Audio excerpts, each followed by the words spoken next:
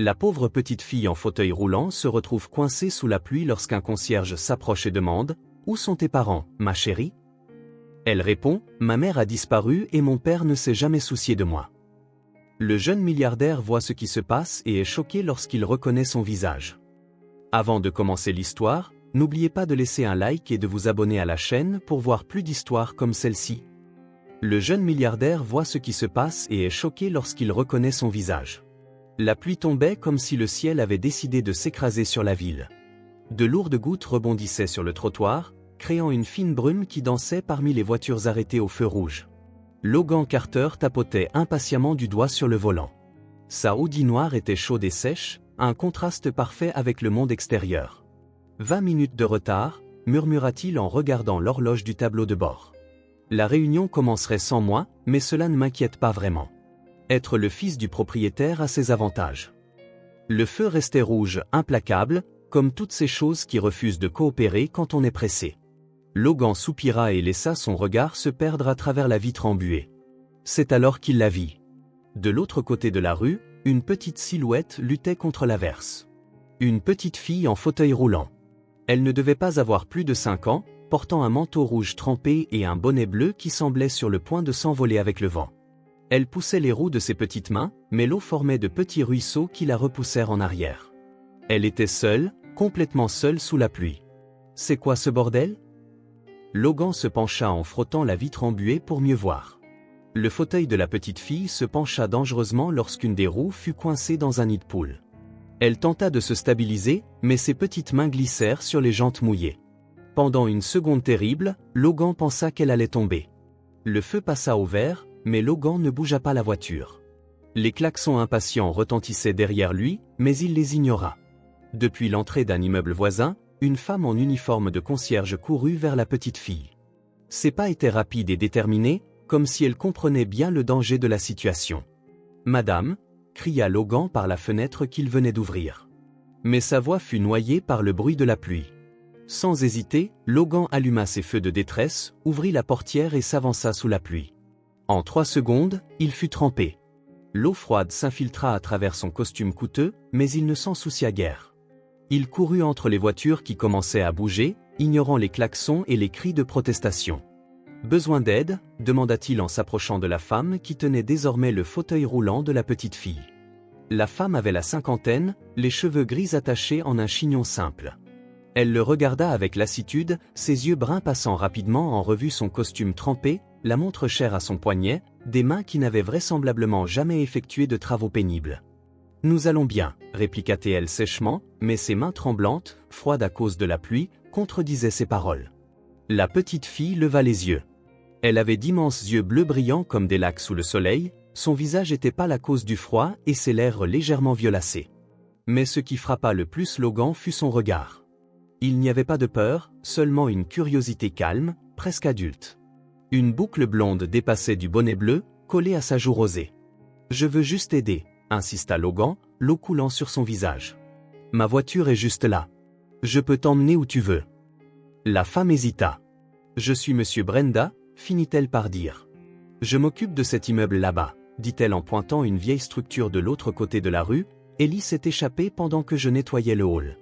Sa mère doit être folle d'inquiétude. »« Je voulais juste voir la pluie » protesta la petite fille, sa voix fine mais étonnamment claire. « Elle semble différente depuis les fenêtres. »« Différente comment ?» demanda Logan, sentant l'eau s'infiltrer dans sa chemise. « Comme par magie, » expliqua Ellie sérieusement, comme si c'était évident, les gouttes ressemblent à des étoiles tombant du ciel. Logan ne put s'empêcher de sourire. « Elles le font, n'est-ce pas ? Mais que dirais-tu de trouver un abri ? Il y a justement un dîner à ce coin de rue. » Miss Brenda examina Logan un moment plus longtemps que nécessaire. Il y avait quelque chose dans son regard. De la méfiance, certes, mais aussi une évaluation, comme si elle pesait son caractère à cet instant. « J'appellerai sa mère » dit-elle enfin. « Fais-lui savoir que nous sommes en sécurité. » Logan hocha la tête, sans demander la permission, prit les poignées du fauteuil roulant. « On y va ? Cette pluie ne va pas s'arrêter de sitôt. » Ils coururent, ou plutôt Logan courut en poussant le fauteuil tandis que mademoiselle Brenda gardait le rythme, protégeant Ellie de la pluie implacable. Le dîner était petit, avec une enseigne au néon clignotant, Rossès dîner, en rouge. L'odeur du café frais et des pancakes envahit leurs narines dès qu'ils entrèrent. Une table pour 3, s'il vous plaît, dit Logan à la serveuse qui les regardait, surprise, remarquant sans doute le contraste entre l'homme d'affaires trempé, le concierge d'âge moyen et la petite fille en fauteuil roulant. Une fois assise, Madame Brenda se rendit aux toilettes pour se sécher du mieux qu'elle pouvait. Après avoir passé un rapide coup de fil, Ellie resta dans son fauteuil, enlevant son bonnet bleu et secouant ses boucles dorées comme un chiot mouillé. Logan ne pouvait s'empêcher de la regarder. « Quel âge as-tu, Ellie ?» demanda-t-il alors que la serveuse déposait sur la table des tasses fumantes de chocolat chaud. « 5, répondit-elle fièrement, levant sa main avec ses 5 petits doigts. « Presque 6, mignonne, ajouta-t-elle, comme si cela faisait toute la différence dans le monde. « Et que faisais-tu toute seule sous la pluie ? C'est dangereux. » Ellie souffla sur son chocolat chaud avec précaution avant de répondre. « Monsieur Whisker est mon ami. Les amis ne laissent pas leurs amis sous la pluie. » La simplicité de sa logique le désarma.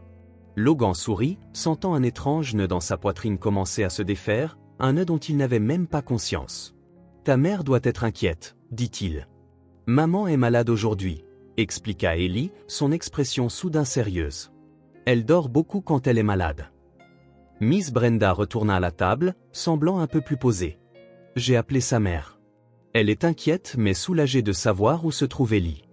Elle enverra quelqu'un dès que possible. »« Il n'y a pas d'urgence, » dit Logan, surpris de se rendre compte qu'il le pensait vraiment. La réunion importante semblait soudain lointaine et sans importance. Pendant qu'il mangeait des pancakes, l'idée de Logan, rapidement approuvée par Ellie, ne cessait de le captiver, il ne pouvait s'empêcher de fixer le visage de la petite fille. Il y avait quelque chose chez elle, quelque chose d'étrangement familier. Il ne pouvait pas mettre le doigt sur la forme de son nez, de ses yeux, ni sur la façon dont elle fronçait les sourcils avec concentration en découpant un morceau particulièrement gros de pancake. C'était comme un écho, une réverbération de quelque chose qu'il devrait connaître mais dont il ne pouvait se souvenir, comme regarder une vieille photographie de quelqu'un que l'on connaissait dans son enfance. Quand Ellie sourit, le visage maculé de sirop, quelque chose en Logan se transforma, un étrange sentiment à la fois de reconnaissance et de protection, comme si cette petite fille qu'il venait de rencontrer avait déjà une place réservée dans un coin de sa vie. Pendant qu'il parlait, Logan remarqua quelque chose qui le figea un instant, les yeux d'Ellie. Ils étaient bleus, comme les siens, non seulement par la couleur mais aussi par leur forme et leur expression. Un frisson lui parcourut l'échine alors qu'elle le regardait d'un air bien trop sérieux pour une enfant de 5 ans. Miss Brenda observait la scène avec un intérêt discret, ses yeux oscillant de Logan à Ellie et retour. Quand ils se dirent finalement au revoir, la mère d'Ellie avait envoyé un taxi pour les prendre.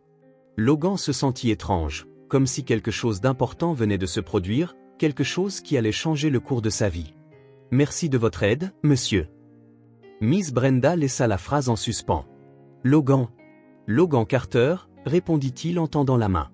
Une lueur de reconnaissance traversa les yeux de la femme en entendant le nom de famille, mais elle ne dit rien.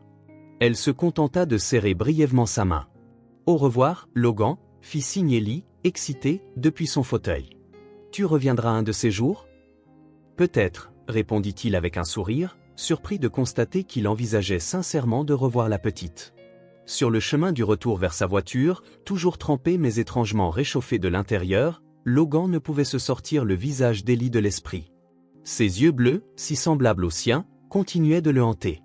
Il y avait quelque chose d'important, comme un écho du passé qu'il ne comprenait toujours pas. 3 jours s'étaient écoulés depuis cette rencontre sous la pluie, mais l'image d'Ellie restait vivace dans l'esprit de Logan. Lors de réunions importantes, au milieu de conversations, même lorsqu'il fermait les yeux pour dormir, ses yeux bleus et ce sourire sincère réapparaissaient, accompagnés d'un sentiment de familiarité troublant. Logan tenta de reprendre sa routine. Il se leva tôt mercredi, enfila l'un de ses costumes impeccables et se rendit chez Carter Enterprises. Dans l'ascenseur, il appuya sur le bouton de l'étage des cadres et regarda son reflet dans les portes en métal poli. Quelque chose avait changé dans son visage. Il ne pouvait pas dire quoi exactement, mais il semblait différent. « Bonjour, Monsieur Carter », salua sa secrétaire en passant près de son bureau. Logan répondit d'un hochement de tête distrait et se rendit à son bureau. La vue sur la ville s'étendait devant la fenêtre panoramique. Des immeubles, des voitures, de minuscules personnes vivant leur vie. Quelque part là-bas, une petite fille de 5 ans en fauteuil roulant vivait également la sienne. Il ne pouvait pas travailler. Les rapports financiers devant lui n'avaient aucun sens. Les chiffres dansaient devant ses yeux, refusant de former des motifs cohérents. À 14 heures, Logan attrapa ses clés de voiture. « Annulez mes rendez-vous pour le reste de la journée », dit-il à sa secrétaire en sortant. Un problème personnel est survenu. 20 minutes plus tard, Logan était garé dans la même rue où il avait rencontré Ellie. La pluie s'était arrêtée, ne laissant que des flaques reflétant le ciel comme des miroirs brisés. L'immeuble que Miss Brenda avait indiqué était ancien, sa façade usée avec un portail en fer qui avait connu des jours meilleurs. Logan prit une profonde inspiration et entra. Le hall était petit et simple, avec des carreaux abîmés et un escalier menant aux étages supérieurs. Il n'y avait pas d'ascenseur. Une femme nettoyait le sol avec des mouvements lents et méthodiques. Lorsqu'elle le vit, elle se redressa, s'appuyant sur le manche de la serpillière. « Monsieur Carter », dit Miss Brenda, le reconnaissant instantanément. Il n'y avait aucune surprise dans sa voix. Logan hocha la tête. « Je suis venu voir comment va Ellie. » La femme l'examina pendant quelques secondes, son visage marqué par la vie ne trahissant guère ses pensées. « Appartement 3B, dit-elle enfin. Au 2e étage. Rachel, sa mère, n'est pas en forme aujourd'hui. Fais attention à ce que tu dis. » Logan monta les marches usées, un étrange mélange d'anxiété et de détermination tourbillonnant en lui.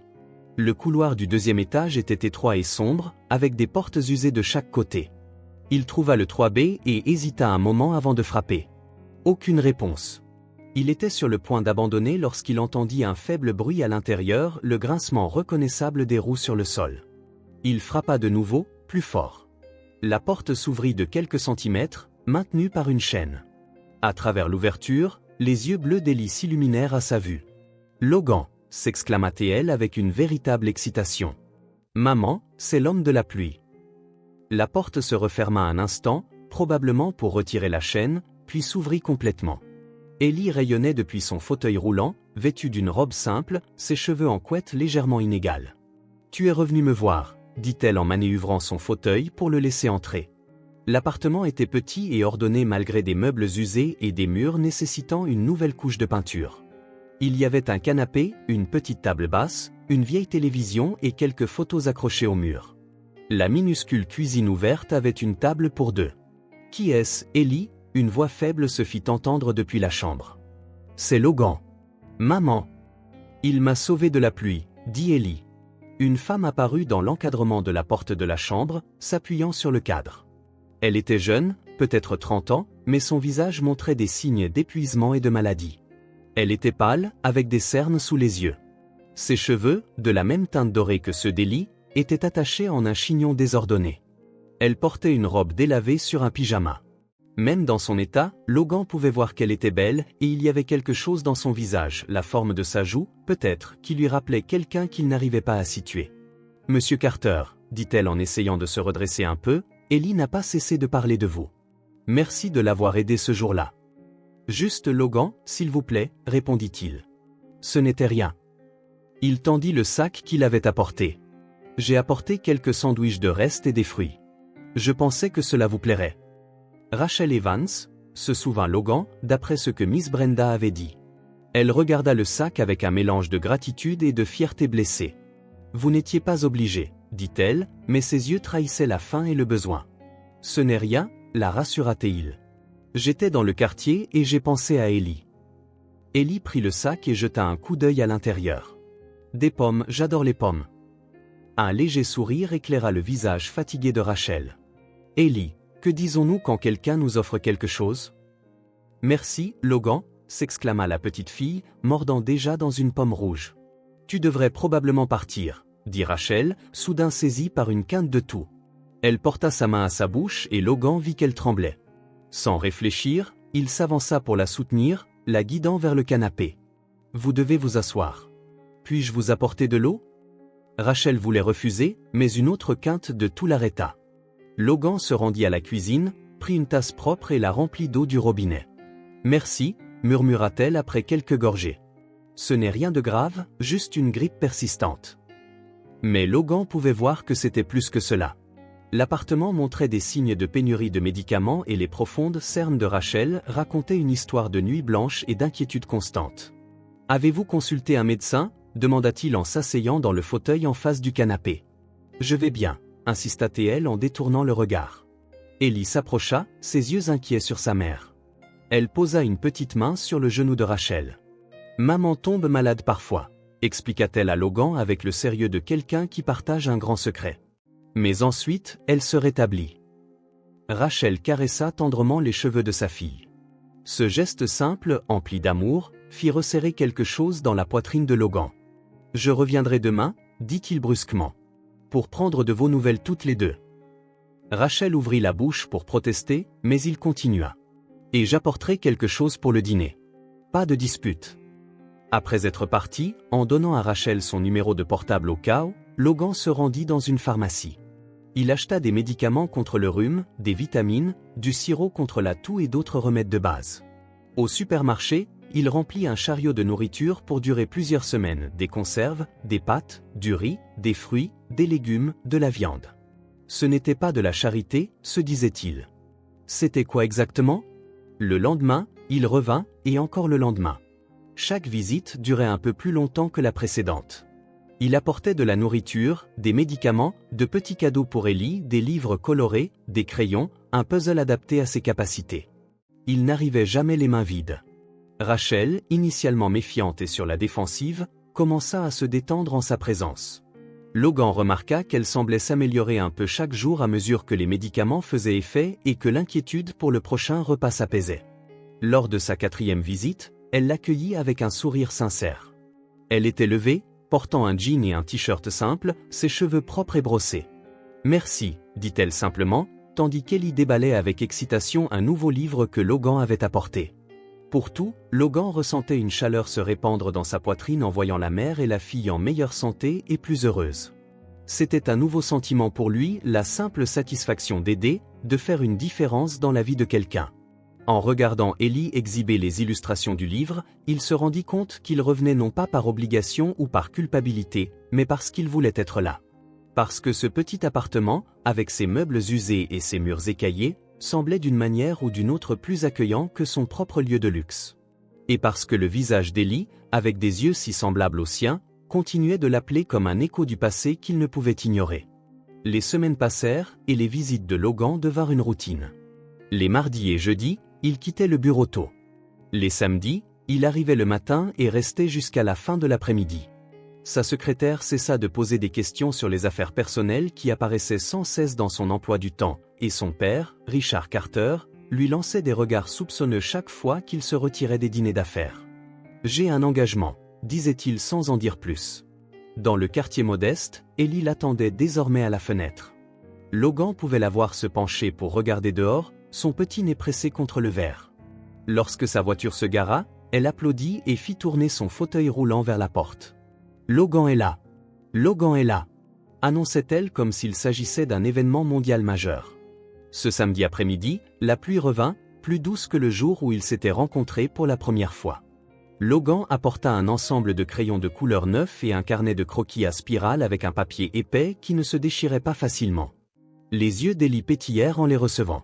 « Dessinons ensemble », dit-elle, plus comme un ordre qu'une invitation. Le sol du salon devint leur toile. Ellie s'étendit sur le tapis usé, entouré de crayons de couleur.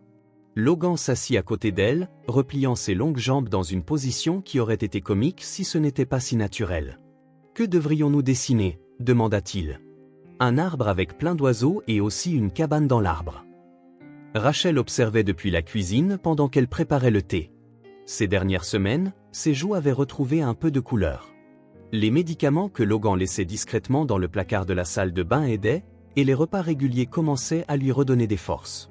Sa silhouette mince portait encore des traces de maladie, mais ses yeux étaient plus vifs. « Je ne sais pas dessiner des oiseaux », avoua Logan, tenant un crayon bleu entre ses longs doigts. « C'est facile, insista Ellie. « Tu dessines juste un V comme ça », démontra-t-elle avec assurance, créant une série de V dans le ciel au-dessus d'un arbre vert dessiné à la va-vite. « Tu vois, des oiseaux. » Logan rit et essaya de copier ces traits simples.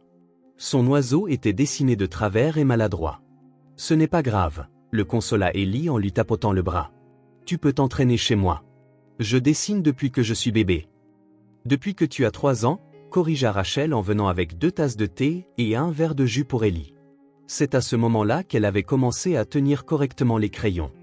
Logan prit la tasse chaude, ses doigts effleurant brièvement ceux de Rachel. Il y avait désormais plus de confort entre eux, moins de tension. Les barrières initiales, orgueil, suspicion, classe sociale, n'avaient pas complètement disparu, mais étaient moindres. « Comment s'est passée ta semaine ?» demanda-t-il en soufflant sur le thé chaud. Rachel était assise sur le canapé, les jambes croisées. « Mieux, j'ai eu des heures supplémentaires au magasin. » « Et Ellie ?» Elle regarda sa fille avec tendresse. « Ellie dort mieux. Moins de cauchemars. Je n'ai plus peur des monstres, » annonça la petite fille sans lever les yeux de son dessin. Logan dit, « Les monstres ont peur des personnes courageuses comme moi. » Logan sourit, se rappelant la conversation qu'ils avaient eue la semaine précédente lorsqu'Ellie avait avoué avoir peur du noir. Il était étrange de voir combien de simples mots pouvaient faire une telle différence. L'après-midi passa paisiblement d'une manière que Logan n'avait jamais connue auparavant. Ils dessinèrent jusqu'à remplir plusieurs pages du nouveau carnet de croquis. Puis Logan lut à haute voix un livre d'histoire qu'il avait apporté lors d'une visite précédente, une aventure d'un pirate au grand cœur. Ellie écoutait, fascinée, posant des questions aux moments les plus excitants. « Et maintenant ? Que se passe-t-il ensuite ? Il faut tourner la page pour le découvrir, » répondait délibérément Logan, savourant lentement son anticipation. À la tombée de la nuit, ils jouèrent à un jeu de cartes mémoire que Logan avait acheté rien que pour elle. De grandes cartes, faciles à retourner. À sa grande surprise, Ellie le battit facilement. « Tu m'as laissé gagner » l'accusa-t-elle en fronçant les sourcils. « Je ne l'ai pas fait » protesta Logan, sincèrement impressionné par sa mémoire. « Tu es vraiment doué. Maman et moi y jouons tout le temps » expliqua Ellie en disposant les cartes pour une nouvelle manche. « C'est notre jeu préféré, n'est-ce pas, maman ?» Rachel, qui était retournée à la cuisine pour préparer un dîner simple, hocha la tête. La mémoire d'Ellie est incroyable. Elle se souvient de détails que j'ai déjà oubliés. Comme la couleur de la chemise que tu portais quand tu es tombé de ton vélo, ajouta fièrement Ellie. Une ombre traversa le visage de Rachel. Bref, mais Logan le remarqua. Un vélo ? demanda-t-il sans réfléchir. Rachel remua la nourriture sur la cuisinière plus vigoureusement que nécessaire. Un accident. Il y a 2 ans. C'est à ce moment-là que j'ai eu mes roues magiques, dit Ellie, se référant au fauteuil roulant avec une naturelle qui serra le cœur de Logan. Avant cela, je marchais comme tout le monde. Maintenant, je roule et c'est plus amusant. Logan se rendit compte qu'il n'avait jamais parlé ouvertement de l'état d'Ellie. Le fauteuil roulant faisait simplement partie d'elle, comme ses yeux bleus ou ses boucles blondes. Tu dois être l'enfant le plus rapide de l'école, commenta-t-il légèrement. Ellie baissa les yeux. Je ne vais plus à l'école. Pas depuis l'accident. Un autre silence gênant remplit la pièce. Rachel continua de remuer la nourriture, plus lentement maintenant. L'école n'était pas adaptée, expliqua-t-elle, choisissant ses mots avec soin. Ensuite, il est devenu impossible de payer les frais de scolarité. Logan hocha la tête, sentant le poids de cette révélation. Une enfant brillante comme Ellie était tenue à l'écart de l'école. La cruauté de cela le toucha profondément. « Mais j'ai des livres », dit rapidement Ellie en pointant la petite étagère dans le coin. « Et maman m'apprend les lettres et les chiffres. Je peux compter jusqu'à 100 ? 200 » corrigea Rachel avec un sourire. Elle a appris la semaine dernière. Le dîner fut servi à la petite table de la cuisine. C'était simple, des pâtes à la sauce tomate et quelques légumes, mais ça sentait divinement bon. Logan aida à dresser la table, une tâche qu'il n'avait jamais faite chez lui où le personnel s'occupait de tout. Assis autour de la minuscule table, Logan ressentit une vague de gratitude et de paix. Il n'y avait ni tension, ni négociation, ni besoin d'impressionner ou de rivaliser, juste 3 personnes partageant un repas et une conversation simple. « C'est génial », complimenta-t-il en goûtant les pâtes. « Ellie a aidé avec la sauce », dit Rachel. « Elle apprend à cuisiner. Juste des choses simples, » expliqua Ellie, « maman ne me laisse pas encore utiliser le couteau. » Bon choix, acquiesça Logan, la faisant rire. Après le dîner, pendant qu'Ellie regardait des dessins animés à la télévision, Rachel et Logan firent la vaisselle côte à côte. L'espace sur le comptoir était exigu et leurs bras se frôlaient de temps en temps. Il y avait une intimité confortable dans cette corvée partagée. « Merci », dit doucement Rachel, afin qu'Ellie n'entende pas. « Pour tout ce temps et pour tout ce que tu as apporté, je sais que ce n'est le travail de personne de s'occuper de nous. » Logan essuya une assiette lentement, choisissant ses mots. « Je ne m'occupe pas de vous, je participe. » Rachel le regarda de côté, ses yeux cherchant dans son visage. Pourquoi? C'était une question directe qui méritait une réponse honnête. Logan prit une profonde inspiration. Parce que je me sens bien ici. Parce qu'il y a Ellie, hésita-t-il, Ellie me rappelle qu'il y a plus dans la vie que le travail et l'argent. Rachel continua de rincer les couverts, le visage pensif. Ce n'a pas été facile depuis sa naissance, dit-elle enfin, mais je n'ai jamais, pas une seule seconde, regretté. Elle est la meilleure partie de moi. Logan hocha la tête, respectant la force de cette femme qui affrontait seule ce que beaucoup, avec bien plus de ressources, trouveraient impossible. Et après l'accident, Rachel poursuivit. C'était comme recommencer, apprendre à vivre d'une nouvelle manière. L'école n'était pas adaptée à un enfant en fauteuil roulant. Le coût des traitements est devenu trop élevé. J'ai dû quitter mon travail au magasin pendant un certain temps pour m'occuper d'elle. Quand je suis revenu, il n'y avait aucun moyen de payer l'école. Ses paroles étaient simples, sans auto-apitoiement, juste des faits, les dures réalités d'un monde qui n'attend guère ceux qui ont besoin de temps. Elle est brillante, commenta Logan. Elle apprend vite. Oui, les yeux de Rachel brillaient de fierté. Si je pouvais, je l'inscrirais dans une école spécialisée. Elle le mérite, toutes les opportunités. Lorsque Logan se prépara enfin à partir, le ciel était déjà sombre. La pluie s'était arrêtée, mais l'air restait humide et frais. Tu reviens mardi? Demanda Ellie en tirant sur sa manche.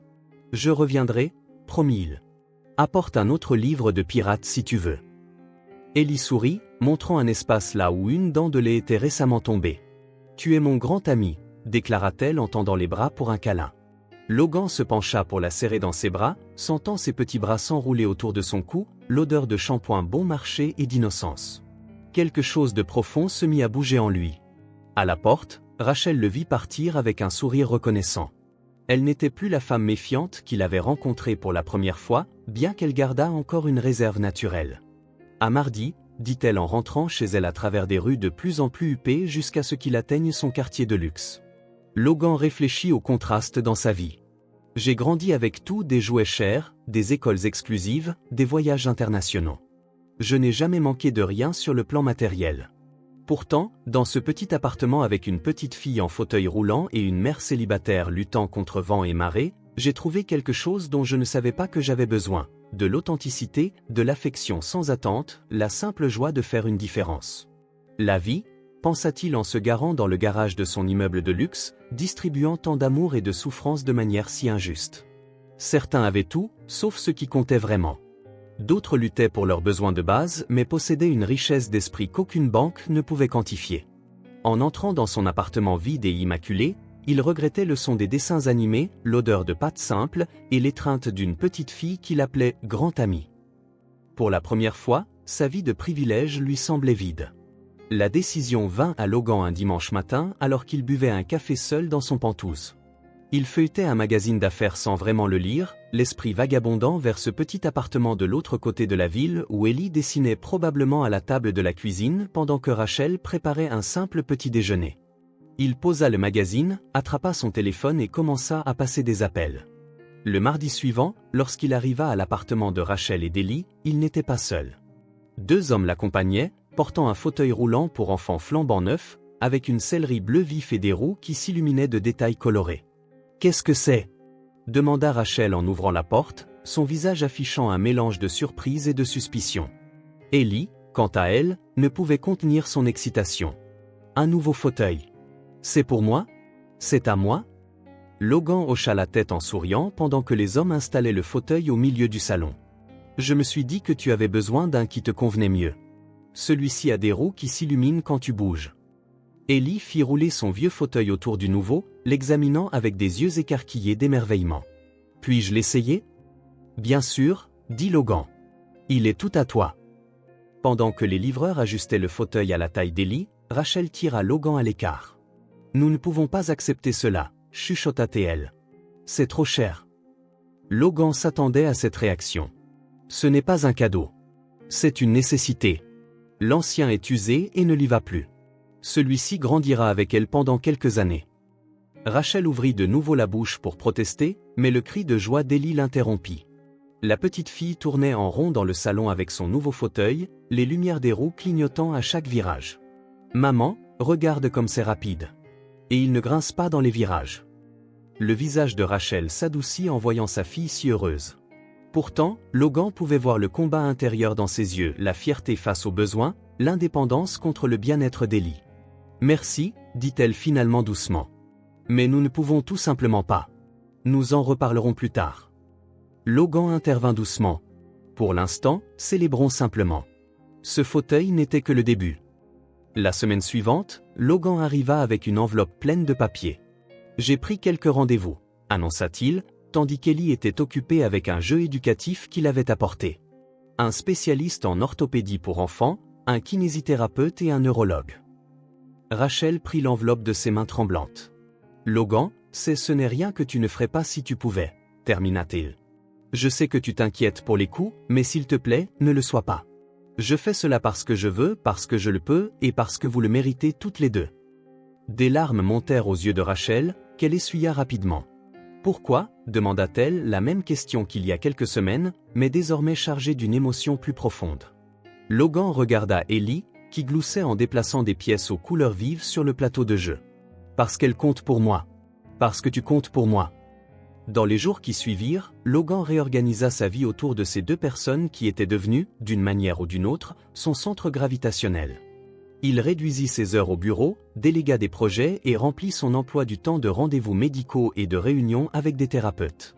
Richard Carter, son père, commença à poser des questions plus insistantes sur ses distractions, mais Logan contourna le sujet avec l'habileté de quelqu'un qui protège un trésor.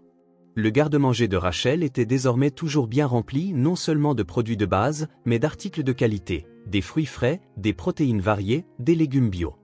Les courses arrivaient chaque semaine, discrètement, dans le cadre d'un accord tacite. Rachel accepta une fois qu'elle réalisa que ce n'était pas de la charité, mais un véritable soin. « Tu restes pour le dîner ?» demanda Ellie un après-midi alors que Logan l'aidait avec un puzzle plus complexe qu'ils avaient acheté ensemble. « Si, ta mère m'invite », dit-il en jetant un coup d'œil à Rachel qui préparait quelque chose dont l'odeur était exquise. « Il reste toujours pour le dîner maintenant », observa Rachel avec un léger sourire. « Il n'y a presque pas besoin de demander. » C'était vrai. Ces derniers temps, Logan passait plus de soirées dans ce petit appartement que dans sa propre maison luxueuse. Il mangeait à la table de cuisine en stratifie, aidait à faire la vaisselle, regardait des films pour enfants en s'asseyant par terre, à côté du fauteuil roulant d'Ellie. Une nuit, après le dîner, Logan sortit de son sac à dos un jeu de cartes colorées. « Qu'est-ce que c'est ?» demanda Ellie, curieuse comme toujours. « Un jeu pour que nous apprenions ensemble », expliqua-t-il en étalant les cartes sur la table du salon. « Chaque carte porte une lettre et nous devons trouver des mots qui commencent par celle-ci. » Ce n'était pas simplement un jeu, et Rachel s'en aperçut immédiatement. C'était une leçon déguisée en amusement. « Ah comme avion !» s'écria Ellie en retournant la première carte. « Exactement. Et aussi, A comme fourmi, pomme, aventure, dit Logan en souriant. « Très bien. Maintenant, essaie celle-ci. » Il retourna une autre carte affichant la lettre B, B comme balle, ours, bébé, ballon. Chaque nouvelle lettre révélait le vocabulaire étonnamment riche d'Ellie, une fillette de 5 ans qui n'allait pas à l'école. Bientôt, le jeu se transforma en petite séance de lecture, avec Logan indiquant de simples mots dans des livres d'images et Ellie tentant de les identifier. « Elle apprend vite », dit Logan à Rachel plus tard, après qu'Ellie fut couchée. « Elle a toujours été comme ça », répondit Rachel, mêlant fierté et tristesse. « Si elle pouvait aller à l'école, elle y irait, promit Logan. Je cherche des options. » Cette fois, Rachel ne se disputa pas. Quelque chose avait changé entre eux. La barrière de l'orgueil et de l'indépendance, bien que toujours présente, se réduisait un peu plus chaque jour. Logan n'était plus l'étranger riche essayant d'aider. Il était quelqu'un qui se souciait, qui était là non par culpabilité ou obligation, mais par choix. Les leçons improvisées se poursuivirent au cours des semaines suivantes. Logan apportait des jeux mathématiques simples, des puzzles de géographie, et des livres mêlant histoire et concepts de base en sciences. Ellie absorbait tout cela avec une joie et une facilité qui l'émerveillaient. « Tu ferais un excellent professeur », observa Rachel un après-midi, en le regardant expliquer patiemment à Ellie comment les planètes tournent autour du Soleil. « C'est juste une élève formidable », répondit-il, même si ce compliment le réchauffait de l'intérieur. C'était l'un de ces après-midi, alors qu'il regardait Ellie se concentrer pour construire un petit système solaire en papier mâché qu'ils avaient créé ensemble, que Logan ressentit quelque chose de profond et d'étrange, une sensation qu'il ne pouvait pas tout à fait nommer. Un mélange de protection, de fierté et d'une connexion qui dépassait l'amitié ou le soin habituel. Il regarda cet enfant, avec ses boucles dorées tombant sur des yeux bleus qui lui ressemblaient tant, et sentit qu'il s'occupait de quelqu'un qui avait toujours été à lui, quelqu'un qui aurait toujours dû être sous sa protection, un lien qui transcendait le temps pendant lequel ils s'étaient connus, quelque chose d'approchant de la parenté. Ce sentiment l'effrayait et le réconfortait à la fois. Il ne savait pas comment l'expliquer, ni ne le voulait. Il savait simplement que choisir de rester dans la vie de ces deux personnes n'était plus optionnel. C'était aussi nécessaire que de respirer. Ellie leva les yeux de son projet et lui sourit, un sourire plein de confiance et d'affection. « J'ai fini, Logan. Regarde comme c'est joli. »« C'est parfait, » dit-elle, alors qu'il l'aidait à placer la petite planète Terre dans son orbite exactement comme il se doit. La nuit tomba doucement sur la ville, enveloppant le petit appartement d'ombre douillette. Ellie dormait depuis presque 1 heure. Sa journée avait été épuisante. Après une séance de physiothérapie, suivie d'un long après-midi de jeux éducatifs avec Logan, son nouveau fauteuil roulant reposait près du lit, les lumières colorées sur ses roues enfin éteintes. Logan et Rachel s'assirent sur le minuscule balcon de l'appartement. Ce n'était pas vraiment un balcon, juste une extension étroite assez grande pour 2 chaises simples. Mais de là, ils pouvaient voir les lumières de la ville et sentir la brise fraîche de la nuit. Ils partageaient une bouteille de vin bon marché dans des verres improvisés. Ce n'était pas le Bordeaux raffiné auquel Logan était habitué lors des dîners d'affaires, mais il avait son propre charme. « Merci pour aujourd'hui », dit Rachel en faisant tournoyer le liquide rouge dans son verre. Le kinésithérapeute a dit qu'il voyait des progrès. Les exercices renforcent ses muscles. Logan sourit, satisfait. Elle est déterminée. Elle compte les répétitions comme si c'était une compétition. Elle a toujours été comme ça, têtue depuis toute petite. Rachel sourit en se remémorant cela. Quand elle n'avait que 3 ans, elle tenait à s'habiller toute seule. Cela prenait une éternité, mais elle refusait toute aide. Le silence qui suivit était confortable. Au cours des dernières semaines, ils avaient développé une amitié fondée sur le respect mutuel et l'amour partagé pour Ellie. Ce n'était pas romantique, du moins pas ouvertement, mais une intimité grandissante s'installait lentement. « Puis-je te poser une question ?» rompit Logan le silence, son ton devenant plus sérieux. Rachel hocha la tête en prenant une autre gorgée de vin. « Le père d'Ellie. Tu ne parles jamais de lui. » Elle se tendit, ses doigts serrant davantage la tasse. Pendant un instant, Logan pensa qu'il avait franchi une ligne invisible. « Je suis désolé. Ce n'est pas mes affaires, rétracta-t-il. Non, ça va. » Rachel prit une profonde inspiration. « Je suppose que tu mérites de savoir, après tout ce que tu as fait pour nous. » Elle jeta un coup d'œil à la porte de la chambre, légèrement ouverte, pour s'assurer qu'Ellie dormait vraiment. « Ce n'est pas une belle histoire. » Logan attendit en silence, lui laissant le temps de s'exprimer à son rythme. « Il y a 6 ans, je travaillais comme secrétaire dans une grande entreprise. » commença-t-elle, la voix basse mais assurée. « Carter Enterprises. Tu en as déjà entendu parler ?» Logan sentit son estomac se nouer. « Oui, » répondit-il en essayant de garder un ton neutre. « Je la connais bien. J'étais dans le service juridique. Je venais d'obtenir un diplôme en commerce, mais les emplois se faisaient rares, alors j'ai accepté le poste de secrétaire pour acquérir de l'expérience. » Rachel fit une pause, regardant la ville au-delà du balcon étroit. Le salaire était bon. Les gens étaient généralement sympas. Je pensais pouvoir évoluer dans l'entreprise, peut-être finir par décrocher un poste mieux rémunéré. Elle prit une autre gorgée de vin, comme pour puiser du courage. Puis, je l'ai rencontré, le propriétaire de l'entreprise. Je remplaçais son assistante de direction pendant quelques semaines pendant qu'elle était en congé maladie. Un sourire amer effleura ses lèvres. Il était charmant, puissant, du genre d'homme qui entre dans une pièce et qui capte l'attention de tous. Tu sais ce que c'est ? Logan savait exactement ce que c'était. Il avait grandi en voyant son père exercer ce genre d'influence sur les gens. Au début, il y avait juste des sourires, des commentaires amicaux, puis des invitations à déjeuner pour discuter de mon avenir dans l'entreprise. Je savais que c'était mal. Il était marié, beaucoup plus âgé, mais j'ai haussé les épaules. J'étais jeune et influençable, et il était persuasif. Tu t'es laissé emporter, conclut Logan, sentant un nœud se former dans sa gorge. Pendant quelques mois, toujours en secret, toujours avec des promesses qu'il se séparerait de sa femme, que nous avions un avenir ensemble. Rachel laissa échapper un rire sans humour. La plus vieille histoire du livre, non ? Et je suis tombée dans le panneau comme une idiote. Logan voulait dire quelque chose, n'importe quoi, pour la réconforter, mais aucun mot ne vint. Une partie de lui savait déjà comment cette histoire allait se terminer, et son cœur battait plus fort contre ses côtes. Puis quelqu'un a découvert, probablement une des autres assistantes. Les rumeurs se sont répandues rapidement. Rachel se redressa sur sa chaise, comme pour rassembler son courage. Un vendredi, on m'a convoqué au service des ressources humaines. Ils m'ont dit qu'ils allaient me licencier pour incompatibilité avec la culture de l'entreprise. Aucune mention de l'affaire, aucune accusation directe, juste un chèque de licenciement et des instructions de partir tranquillement. Et lui, Logan peina à formuler la question, je ne l'ai jamais revu. Rachel secoua lentement la tête. Pas un appel, pas un email. Il a disparu de ma vie comme si nous n'avions jamais existé. Logan ressentit une vague de honte et de colère monter en lui. Et quand tu as appris pour Ellie? 2 semaines plus tard, le test de grossesse positif lui sembla être une gifle. Me voilà, sans emploi, sans référence, parce qu'évidemment personne chez Carter Enterprises ne me recommanderait, et enceinte d'un homme qui ne décrocherait même pas.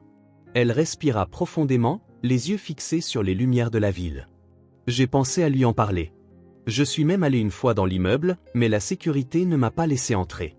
Je suppose qu'ils avaient des ordres précis. Alors tu as décidé de t'en sortir seul, demanda Logan, son admiration pour elle grandissant à chaque mot. Rachel hocha la tête.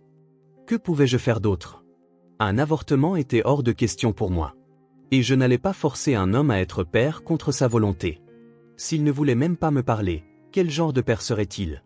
Tu n'as jamais essayé d'obtenir une pension alimentaire, aucune aide financière, et tu as vu ces avocats coûteux faire la une des journaux en tant que la secrétaire qui est tombée enceinte du patron? Elle secoua la tête.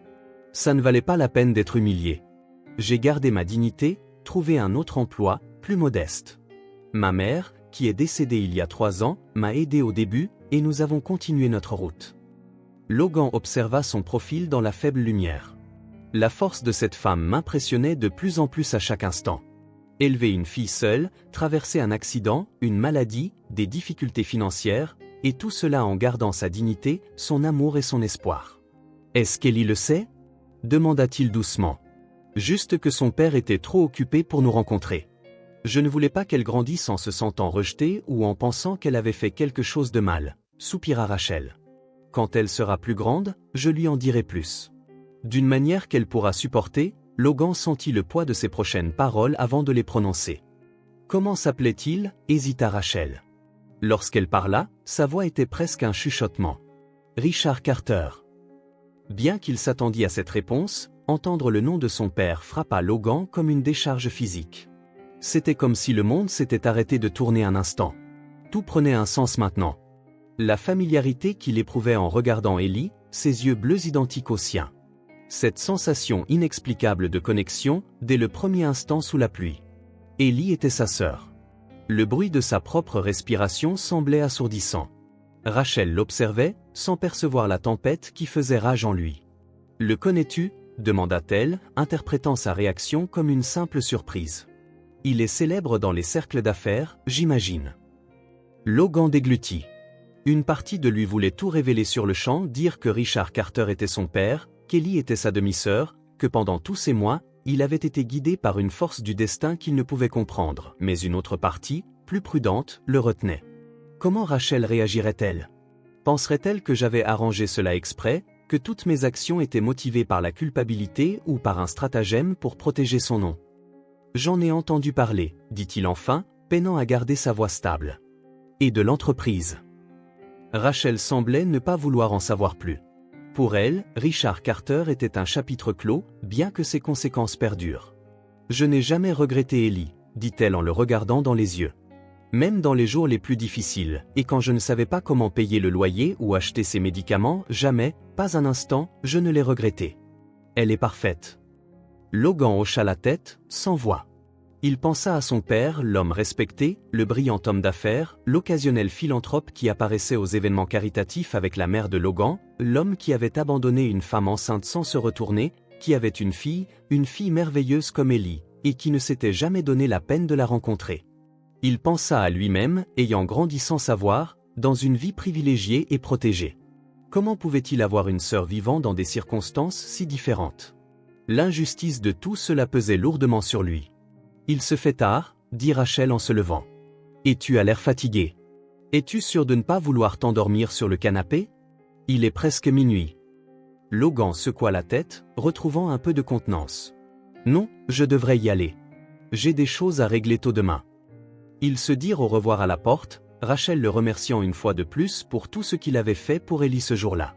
Si elle avait remarqué quelque chose d'étrange chez lui, elle ne l'avait pas mentionné. Sur le chemin de sa voiture, Logan se sentit comme s'il portait un poids énorme. Chaque pas était un effort conscient. Lorsqu'il monta enfin dans le véhicule, il ne démarra pas immédiatement le moteur. Il resta assis dans le noir, essayant de comprendre ce qu'il venait d'apprendre. Ellie était sa sœur. Sa sœur. Et son père, l'homme qu'il avait toujours admiré et cherché à imiter, avait abandonné sa propre fille sans même y réfléchir. Il rentra chez lui en pilotage automatique, l'esprit rempli d'images et de questions. Il voyait le visage d'Ellie, ses sourires, ses petites mains dessinant sa détermination en physiothérapie. Il voyait Rachel, sa force tranquille et sa dignité, son amour inconditionnel. Et il voyait son père lors de réunions de conseil, à des dîners officiels en voyage d'affaires, vivant comme si ces deux personnes n'existaient pas. Cette nuit-là, Logan ne put pas dormir. Il s'assit dans son bureau à domicile, les lumières de la ville à l'extérieur, et prit une décision. Il avait besoin d'en savoir plus. Il devait confirmer ce que son cœur savait déjà être vrai. Le lendemain matin, en usant de ses privilèges en tant que vice-président de l'entreprise, Logan obtint l'accès au dossier du service juridique datant de 6 ans auparavant. L'excuse était un audit interne sur le taux de rotation du personnel. Les dossiers confirmaient tout, Rachel Evans avait été embauchée comme secrétaire junior dans le service juridique en janvier, chez Downs, il y a 6 ans. En avril de cette année-là, elle avait été temporairement assignée pour remplacer l'assistante de direction de Richard Carter. En juillet, elle fut brusquement licenciée avec une importante indemnité de départ et un accord de confidentialité. Logan trouva même un courriel de la part du responsable des ressources humaines à son père, mentionnant la situation avec Madame Evans et l'assurant que tout avait été géré discrètement. Aucun détail explicite, mais le langage évasif en disait long. Les dates correspondaient parfaitement. Si Ellie avait 5 ans maintenant, cela signifiait que Rachel était au début de sa grossesse lorsqu'elle fut licenciée, probablement sans même le savoir. La colère que ressentait Logan était viscérale. Son père n'avait pas seulement eu une liaison avec une employée, ce qui était déjà assez grave, mais il l'avait écartée dès que la situation se compliquait. Et plus tard, lorsqu'il aurait pu assumer la responsabilité de sa fille, il avait choisi la lâcheté. En plus de la colère, Logan ressentait un sentiment de responsabilité.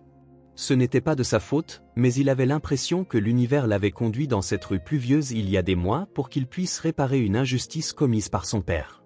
Ellie méritait mieux. Rachel méritait mieux. Après avoir fermé les dossiers numériques et pris une profonde inspiration, Logan prit sa deuxième décision de la journée. Il allait confronter son père.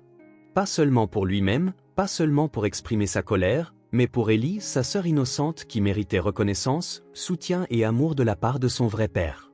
La conversation ne serait pas facile, mais elle devait avoir lieu. En quittant l'entreprise cet après-midi-là, son cœur battait avec détermination et appréhension. Le bureau de Richard Carter occupait tout le dernier étage de Carter Enterprises. Des murs de verre offraient une vue panoramique sur la ville, rappel constant du pouvoir et de l'influence qu'il avait cultivé pendant des décennies. Le massif bureau en acajou, les tableaux d'artistes célèbres et la décoration minimaliste mais luxueuse cimentaient l'image d'un succès inébranlable. Logan connaissait ce décor depuis son enfance.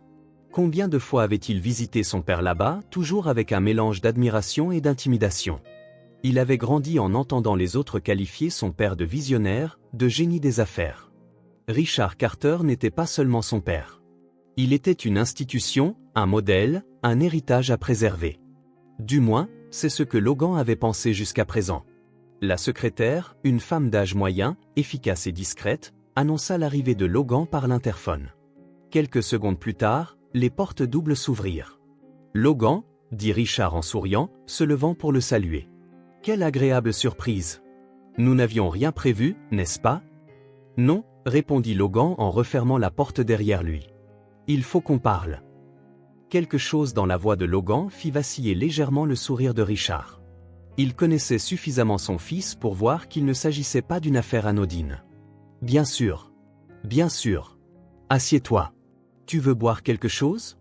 fit-il en désignant le bar dans un coin du bureau. Non, merci, Logan resta debout, observant son père. Richard Carter avait 59 ans mais semblait plus jeune. Grand, comme son fils, il restait en forme grâce à des séances régulières de tennis et de golf. Ses cheveux, autrefois de la même teinte de brun que ceux de Logan, étaient striés de gris d'une manière qui accentuait son aura d'autorité. Il portait un costume impeccablement taillé, une cravate en soie et des boutons de manchette en or. L'homme parfait, l'exemple du businessman, le citoyen respectable. Un simulacre. Je m'inquiète pour toi, commença Richard en s'asseyant et en faisant de nouveaux signes à Logan de faire de même. Tu manques des réunions importantes, tu délègues des projets critiques. Ta mère a dit qu'elle te voyait à peine lors des dîners de famille. Quelque chose ne va pas? Des soucis conjugaux, peut-être, enfin? Logan s'assit, non pas pour se mettre à l'aise, mais pour regarder son père droit dans les yeux. Connais-tu une femme nommée Rachel Evans? La question, brutale et sans préambule, provoqua une réaction presque imperceptible chez Richard. Un léger raidissement des épaules, un clignement plus lent. Pour n'importe qui d'autre, cela serait passé inaperçu. Mais Logan connaissait les micro-expressions de son père. Richard fronça les sourcils comme s'il fouillait dans sa mémoire. Evans? Evans, ce nom ne m'est pas totalement inconnu. Une ancienne employée, peut-être? La légère hésitation fit bouillir Logan. Ne fais pas l'idiot avec moi, papa. Rachel Evans, une secrétaire du service juridique il y a 6 ans. Puis ton assistante temporaire. Ça te dit quelque chose maintenant? Richard se renversa sur sa chaise, son visage se fermant en un masque de prudence professionnelle. Oui, je m'en souviens maintenant. Il y a eu un incident. Elle a été licenciée. Quoi à son sujet un incident? Logan cracha presque le mot. C'est ce que tu appelles un incident, soupira Richard, comme quelqu'un qui traite un problème mineur et agaçant. Logan, je suis un homme occupé. Si tu as quelque chose à dire, dis-le simplement. Cette femme t'a-t-elle abordé avec une histoire quelconque? Non, elle ne m'a pas abordé. Logan prit une profonde inspiration, réprimant sa colère. Il ne pouvait pas perdre le contrôle maintenant. Il devait garder la tête froide s'il voulait obtenir ce pourquoi il était venu. J'ai rencontré Rachel par hasard il y a quelques mois. Elle ne sait pas qui je suis, je veux dire, elle connaît mon nom, mais pas que je suis ton fils. Richard fronça les sourcils, ne comprenant pas encore où cela allait mener. Et elle a une fillette de 5 ans. Elle s'appelle Ellie.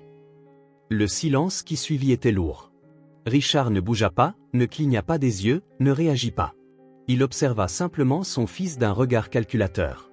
Je vois, dit-il finalement, d'une voix neutre. Et tu crois en cet enfant, ce n'est pas une question de foi. Logan l'interrompit. Ellie est ta fille. Elle a les mêmes yeux bleus que toi et moi. La même forme de visage, et les dates correspondent parfaitement. Rachel a été licenciée en juillet, il y a 6 ans. Ellie a 5 ans et 3 mois. Richard se leva lentement et se dirigea vers la fenêtre, tourné dos à son fils.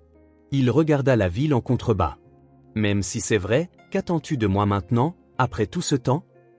La froideur de sa question frappa Logan comme un coup de poing. Il n'y eut aucun déni. Ce fut un soulagement, du moins, mais il n'y eut pas non plus de remords, aucun sens de la responsabilité.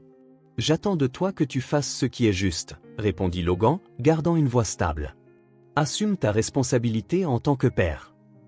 Richard se retourna, un sourire cynique aux lèvres. En tant que son père? Sois réaliste, répliqua Logan. J'ai eu une liaison avec cette femme. Oui, c'était une erreur. Elle était attirante, disponible, et je m'ennuyais. Ennuyé, Logan faillit s'étouffer sur ce mot. Tu étais marié à ma mère. Après 30 ans de mariage. Tu comprendras quand? N'ose pas, intervint Logan, le visage rouge de colère. N'ose pas utiliser cela comme excuse. Richard leva les mains en signe de conciliation. Très bien, c'était une erreur, je l'admets. Dès que je l'ai su, j'ai veillé à ce qu'elle reçoive une compensation adéquate et je suis passé à autre chose. C'était une affaire équitable. Équitable, rit amèrement Logan. Tu l'as licenciée quand l'affaire a été découverte, puis tu l'as complètement ignorée. Elle a essayé de te parler quand elle a découvert qu'elle était enceinte, mais la sécurité l'en a empêchée. Le savais-tu? Un éclair de quelque chose, peut-être de la culpabilité, peut-être juste de l'inconfort, traversa le visage de Richard. J'ai donné des ordres généraux pour empêcher certaines personnes d'avoir un accès direct à moi afin d'éviter des complications. Des complications, secoua Logan, dégoûté. C'est ainsi que tu vois ta propre fille comme une complication. Richard retourna à son bureau, s'asseyant avec l'attitude de quelqu'un qui négocie un accord difficile. Logan, sois réaliste. Si cette fille est vraiment ma fille, et que je ne nie pas cette possibilité, à quoi bon apparaître dans sa vie? Elle a déjà 5 ans. Elle a une mère, une vie. Ma présence ne ferait qu'embrouiller les choses. Il ne s'agit pas de ta présence, répondit Logan en contrôlant sa voix. Il s'agit de ta responsabilité. Ellie a eu un accident il y a 2 ans. Elle est en fauteuil roulant. Elle a besoin de traitements, d'équipements spéciaux et d'une éducation adaptée. Rachel travaille 2 emplois pour subvenir à leurs besoins et peine encore à payer le loyer. Mentionner l'accident sembla enfin toucher un point sensible chez Richard. Son visage se dura, mais ses yeux trahissaient une inquiétude. Un accident, elle a été renversée par une voiture. Une lésion de la moelle épinière. Les médecins ne sont pas sûrs qu'elle puisse jamais marcher à nouveau. Richard se leva de nouveau, cette fois en se dirigeant vers le bar. Il se versa un whisky, en prit une gorgée, puis se tourna vers son fils. « Que veux-tu exactement que je fasse ?» Logan, donne-leur de l'argent. La franchise fit nauser à Logan, mais c'était précisément pour cela qu'il était venu. Pas pour lui-même ou pour Rachel, mais pour Ellie, une enfant qui méritait bien plus que ce que la vie lui avait offert. Je veux que tu assumes la responsabilité financière de ta fille. Des soins médicaux complets, une école privée adaptée à ses besoins, un meilleur appartement dans un quartier plus sûr, une sécurité financière pour ses études supérieures, des traitements continus, tout ce dont elle a besoin. Richard laissa échapper un rire sans humour. Donc, en gros, tu veux que j'ouvre mon compte en banque à cette femme que je connais à peine et à un enfant que je n'ai jamais rencontré. Logan s'approcha, fixant son regard sur celui de son père. Je te demande de faire le strict minimum pour ta fille, le strict minimum, papa. Je ne parle même pas du soutien émotionnel, de l'amour, de la présence que mérite chaque enfant. Je parle de l'argent, la seule chose à laquelle tu sembles réellement accorder de l'importance. Ces mots frappèrent Richard comme des flèches. Il posa le verre sur le bureau avec une force inutile. Fais attention à ton ton, fils. Tu n'as aucune idée de ce qu'est la valeur, de ce qu'est la responsabilité. Tu es né avec une cuillère en argent. Tu as eu tout ce que tu as toujours voulu. Et maintenant tu oses me donner des leçons? Je te demande d'être l'homme que tu as toujours prétendu être. Logan répliqua sans broncher. L'homme d'intégrité, le leader, l'exemple. Ou était cela aussi un simulacre? Ils se regardèrent en silence pendant plusieurs longues secondes. La tension était palpable, un affrontement de générations, père et fils, de vieilles valeurs contre de nouvelles, d'égoïsme contre responsabilité. Enfin, Richard soupira, se passant une main dans ses cheveux grisonnants. « Et si je refuse ?» demanda-t-il, mais son ton trahissait déjà la défaite. Logan n'hésita pas. « Alors j'irai en justice. En tant que tuteur légal d'Ellie, je peux exiger un test ADN et une pension alimentaire. Ce sera public, scandaleux. Ton nom, ta réputation, ton mariage, tout sera en jeu. Est-ce ce que tu veux ?» C'était un bluff, Logan ne soumettrait jamais Rachel et Ellie à ce regard public. Mais son père n'en avait pas besoin de savoir. Richard étudia son fils pendant un moment, comme s'il le voyait pour la première fois. La colère scintilla dans ses yeux, mais il y avait aussi quelque chose qui ressemblait à du respect. « Tu tiens vraiment à eux ?» dit-il enfin, non pas sous forme de question, mais comme une affirmation. « Oui. » La réponse de Logan était simple et directe. Richard se dirigea vers son bureau, s'assit et ouvrit son ordinateur portable. « Quelles sont tes demandes précises ?» Logan ressentit un soulagement prudent. Il avait remporté la première bataille, bien que la guerre fût loin d'être terminée. Un fonds de dotation pour Ellie, contrôlé par Rachel jusqu'à ce qu'elle atteigne sa majorité, une couverture médicale à vie, incluant les traitements et l'équipement, une maison à elle, dans un quartier avec de bonnes écoles, et un soutien mensuel pour Rachel, pour le travail qu'elle a fait en élevant ta fille seule toutes ces années. Richard tapa quelques notes, le visage impassible. « C'est noté. Je te laisse juger. Sois généreux, papa. Pour la première fois de ta vie, sois généreux sans rien attendre en retour. » Après d'autres discussions sur les détails pratiques, Richard ferma l'ordinateur portable. « Mes avocats rédigeront les documents. Mais j'ai une condition. » Logan s'y attendait. Son père ne cédait jamais sans imposer ses propres conditions. La plus grande discrétion absolue. Cela ne doit jamais être rendu public. Pour le bien de ma famille, de ma réputation. Pour le bien de ta famille. Logan, répéta-t-il avec amertume, Ellie, c'est ta famille. Tu vois ce que je veux dire? Je vois. Logan se leva. Rachel veut aussi de la discrétion. Elle n'a jamais voulu de scandale ou de publicité. Elle veut juste ce qu'il y a de mieux pour sa fille. Quelque chose comme la culpabilité traversa le visage de Richard. On dirait une bonne mère, la meilleure qu'Ellie puisse avoir. Logan se dirigea vers la porte mais s'arrêta. Je vais aussi mettre en place une fiducie indépendante, séparée de la tienne, pour m'assurer que quoi qu'il arrive, Ellie et Rachel soient protégées. Richard hocha lentement la tête. Comme tu veux. Logan ouvrit la porte, puis se retourna une dernière fois. Une dernière chose, papa. Comprends bien ceci, je ne l'ai pas fait pour toi ni pour protéger le nom de notre famille. Je l'ai fait pour Ellie, et je vais rester dans sa vie, pas encore en tant que son frère, mais comme un ami, quelqu'un sur qui elle pourra toujours compter. Richard observa son fils pendant un long moment. « Tu es un homme meilleur que moi, Logan », dit-il finalement, sa voix presque un murmure. « Tu l'as toujours été. » Logan ne répondit pas. Il n'y avait plus rien à dire. Il quitta le bureau, se sentant épuisé mais déterminé. À la réception, la secrétaire lui jeta un regard curieux, mais il se contenta de hocher la tête et continua de marcher. Dehors, la ville poursuivait son rythme frénétique, ignorant le drame qui s'était déroulé au sommet de ce gratte-ciel. Logan inspira l'air frais, sentant un énorme poids se lever de ses épaules. Il avait affronté son père, l'homme qu'il avait à la fois redouté et admiré toute sa vie. Étonnamment, il ne se sentait ni détruit ni perdu. Il se sentait plus fort, plus ancré. Il sortit son téléphone et envoya un message à Rachel. « Je peux passer aujourd'hui? J'ai des nouvelles. » En attendant un taxi sur le trottoir, Logan pensa à Ellie, ses yeux bleus éclatants, son sourire courageux, sa détermination. Sa sœur. Sa vie allait changer maintenant. Pas de manière brusque ou dramatique, mais de façon significative. De meilleurs médecins, de meilleurs traitements, de meilleures opportunités. Lorsque le taxi arriva, Logan monta et donna l'adresse de son avocat de confiance. Il y avait beaucoup à faire pour s'assurer que les promesses de son père deviennent une réalité légale. Et, au-delà de cela, il devait mettre en place son propre fonds pour Ellie, indépendant, sécurisé, durable. Il ne s'agissait pas seulement d'argent. C'était une promesse silencieuse à une sœur qui ne savait toujours pas qu'il était son frère. Une promesse que, quoi qu'il arrive, elle ne serait plus jamais seule. Des changements commencèrent discrètement dans l'appartement de Rachel et Ellie. D'abord, les consultations médicales avec des spécialistes qui avaient des disponibilités. Puis, l'école privée spécialisée qui offrait des bourses aux enfants exceptionnels. Le nouveau fauteuil roulant électrique pour Ellie. L'équipement de physiothérapie. Les médicaments les plus récents. Tout se matérialisait comme si l'univers avait soudainement décidé de leur sourire. Rachel n'était pas naïve. Elle savait qu'il y avait quelque chose derrière ces coïncidences et ces opportunités. Mais Logan déviait toujours ses questions. « J'ai quelques contacts, » disait-il.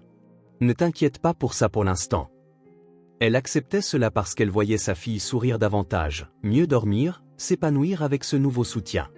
Le médecin avait même laissé entendre la possibilité d'une récupération partielle de sa mobilité grâce au nouveau traitement, plus que ce que Rachel avait osé espérer. Un samedi après-midi, l'appartement était inhabituellement calme.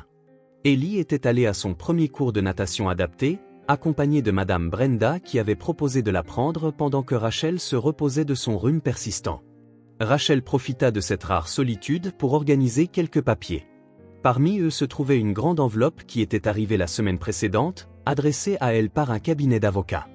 Elle contenait les documents pour un fonds fiduciaire établi au nom d'Ellie, un fonds généreux garantissant son éducation, ses soins médicaux et son bien-être jusqu'à l'âge adulte et au-delà.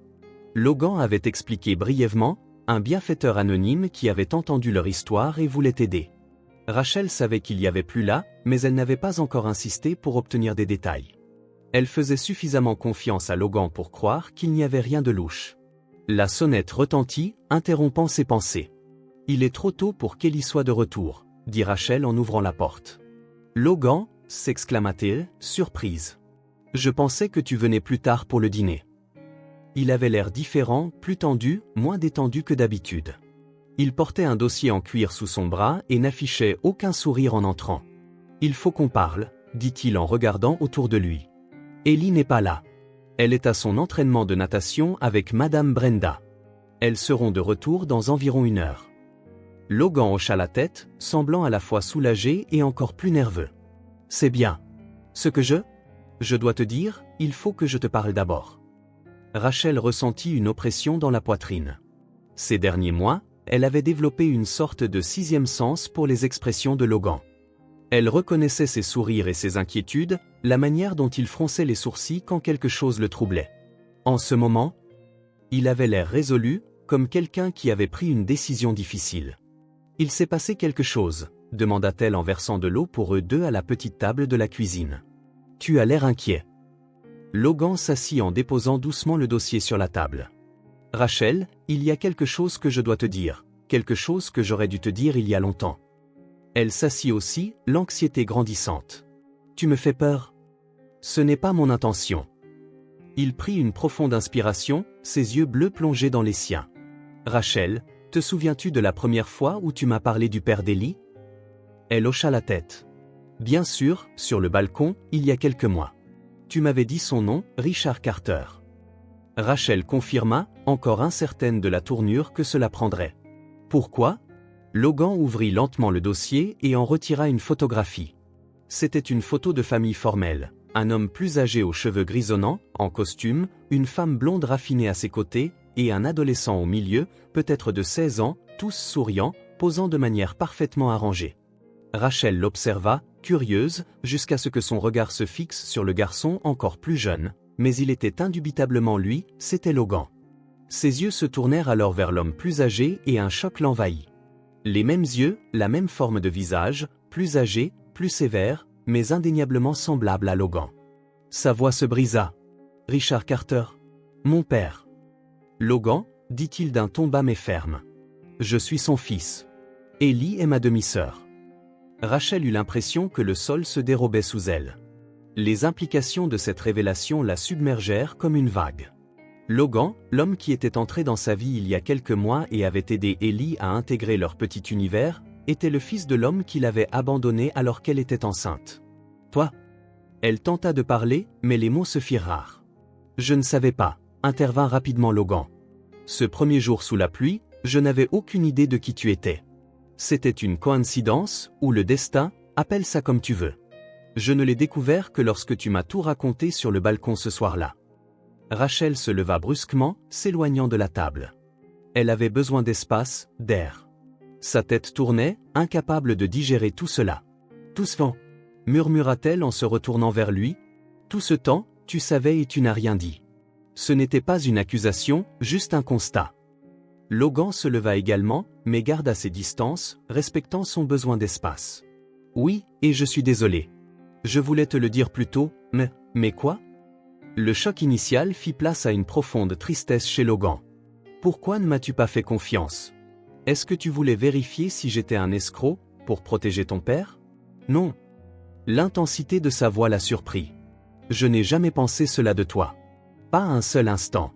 Quant à mon père ? » Il secoua la tête avec un sourire amer. « Je n'étais pas intéressé à le protéger. Il ne mérite pas qu'on le protège. » Rachel croisa les bras, tentant de se calmer. « Alors pourquoi ne me l'as-tu pas dit ?»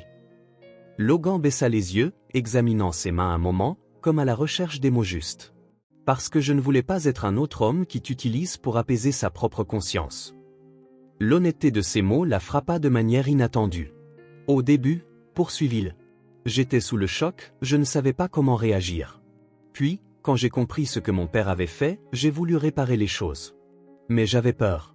Peur que tu penses que chaque visite, chaque aide, chaque moment passé avec Ellie était dicté par la culpabilité ou l'obligation. Et ce n'était pas le cas, Rachel. » Ses yeux cherchaient les siens, désespérés, pour qu'elle comprenne. Il ne s'agissait jamais de culpabilité. C'était parce que vous étiez toutes les deux devenues importantes pour moi d'une manière que je ne saurais expliquer. Rachel s'assit de nouveau, ses jambes flageolantes. La sincérité de ces mots était indéniable, mais le poids de la révélation la laissa stupéfaite. « Toutes ces choses » dit-elle en pointant du doigt les documents sur la table. « Toutes ces coïncidences, les médecins, l'école, le font pour Ellie. » « C'était ton père » acquiesça Logan. « Oui et non. Je l'ai confronté, lui, et exigé qu'il assume ses responsabilités, au moins financières. Il a résisté, mais il a fini par accepter. Les ressources sont à lui, mais le fonds est sous ton contrôle, indépendant de lui. Il ne peut ni interférer, ni retirer l'argent. Alors, il sait pour Ellie. Ce n'est pas une question de oui, mais il ne veut pas d'implication personnelle. Et je ne l'ai pas poussé, je pensais que cette décision devait être la tienne. Et plus tard, celle d'Ellie, quand elle sera plus grande. Rachel se couvrit le visage de ses mains un instant, tentant d'organiser ses pensées. Quand elle releva les yeux vers Logan, il n'y avait plus de colère, seulement une profonde fatigue. Pourquoi maintenant? Pourquoi me le dire maintenant? Logan, l'air sérieux, répondit. Parce que tu t'apprêtes à emménager dans le nouvel appartement. Parce qu'Ellie s'améliore grâce à ses traitements. Parce que tout change et je ne pouvais pas nous laisser construire quelque chose de nouveau sur un secret d'une telle ampleur. Il fit une pause, ses yeux toujours fixés sur les siens. Et parce qu'Ellie mérite de savoir qui je suis vraiment, quand elle sera prête. Elle mérite de savoir que je ne suis pas simplement son grand ami, mais son frère. Le silence qui suivit était lourd, mais non hostile. Rachel regarda de nouveau la photo sur la table. La ressemblance entre Ellie et Logan était désormais évidente. Les mêmes yeux, le même sourire. « Tu lui ressembles plus que tu ne l'aimerais », dit-elle enfin, avec un petit sourire triste. « Seulement à l'extérieur, j'espère », répliqua Logan d'un ton sérieux. Rachel prit une profonde inspiration pour rassembler ses pensées. « Je dois te demander, as-tu tout planifié depuis le début, depuis ce jour de pluie ? » « Non. » Sa réponse fut rapide et ferme. Ce jour-là n'était qu'une pure coïncidence. Mais, à y repenser, j'ai l'impression que c'était destiné à arriver. Tu sais, comme si une force supérieure nous avait placés dans cette rue, sous cette pluie, à cet instant précis. Rachel hocha lentement la tête. Aussi irrationnel que cela puisse paraître, elle comprenait ce sentiment. « Je suis en colère », admit-elle, se surprenant elle-même par sa franchise. « Mais pas contre toi. Je suis en colère parce que Richard Carter continue d'impacter ma vie, même après toutes ces années. J'ai essayé de le laisser derrière moi. »« Je comprends », répondit Logan en restant silencieux, respectueux. « Mais je suis aussi reconnaissante ?» poursuivit-elle, les mots venant plus aisément maintenant. Si rien de tout cela ne s'était produit, Ellie n'aurait pas eu le traitement qu'elle a, ni la nouvelle école. Puis, regardant Logan, son regard s'adoucit. « Ou toi ?» Le soulagement se lisait sur son visage. « Tu ne veux donc pas que je parte ?» La question la prit de court. « Pars. Pourquoi partirais-tu ?» pensait-elle. « Peut-être qu'après avoir appris la vérité, tu ne voudrais plus me voir ? Que ce serait trop douloureux, un rappel constant. » Rachel secoua lentement la tête.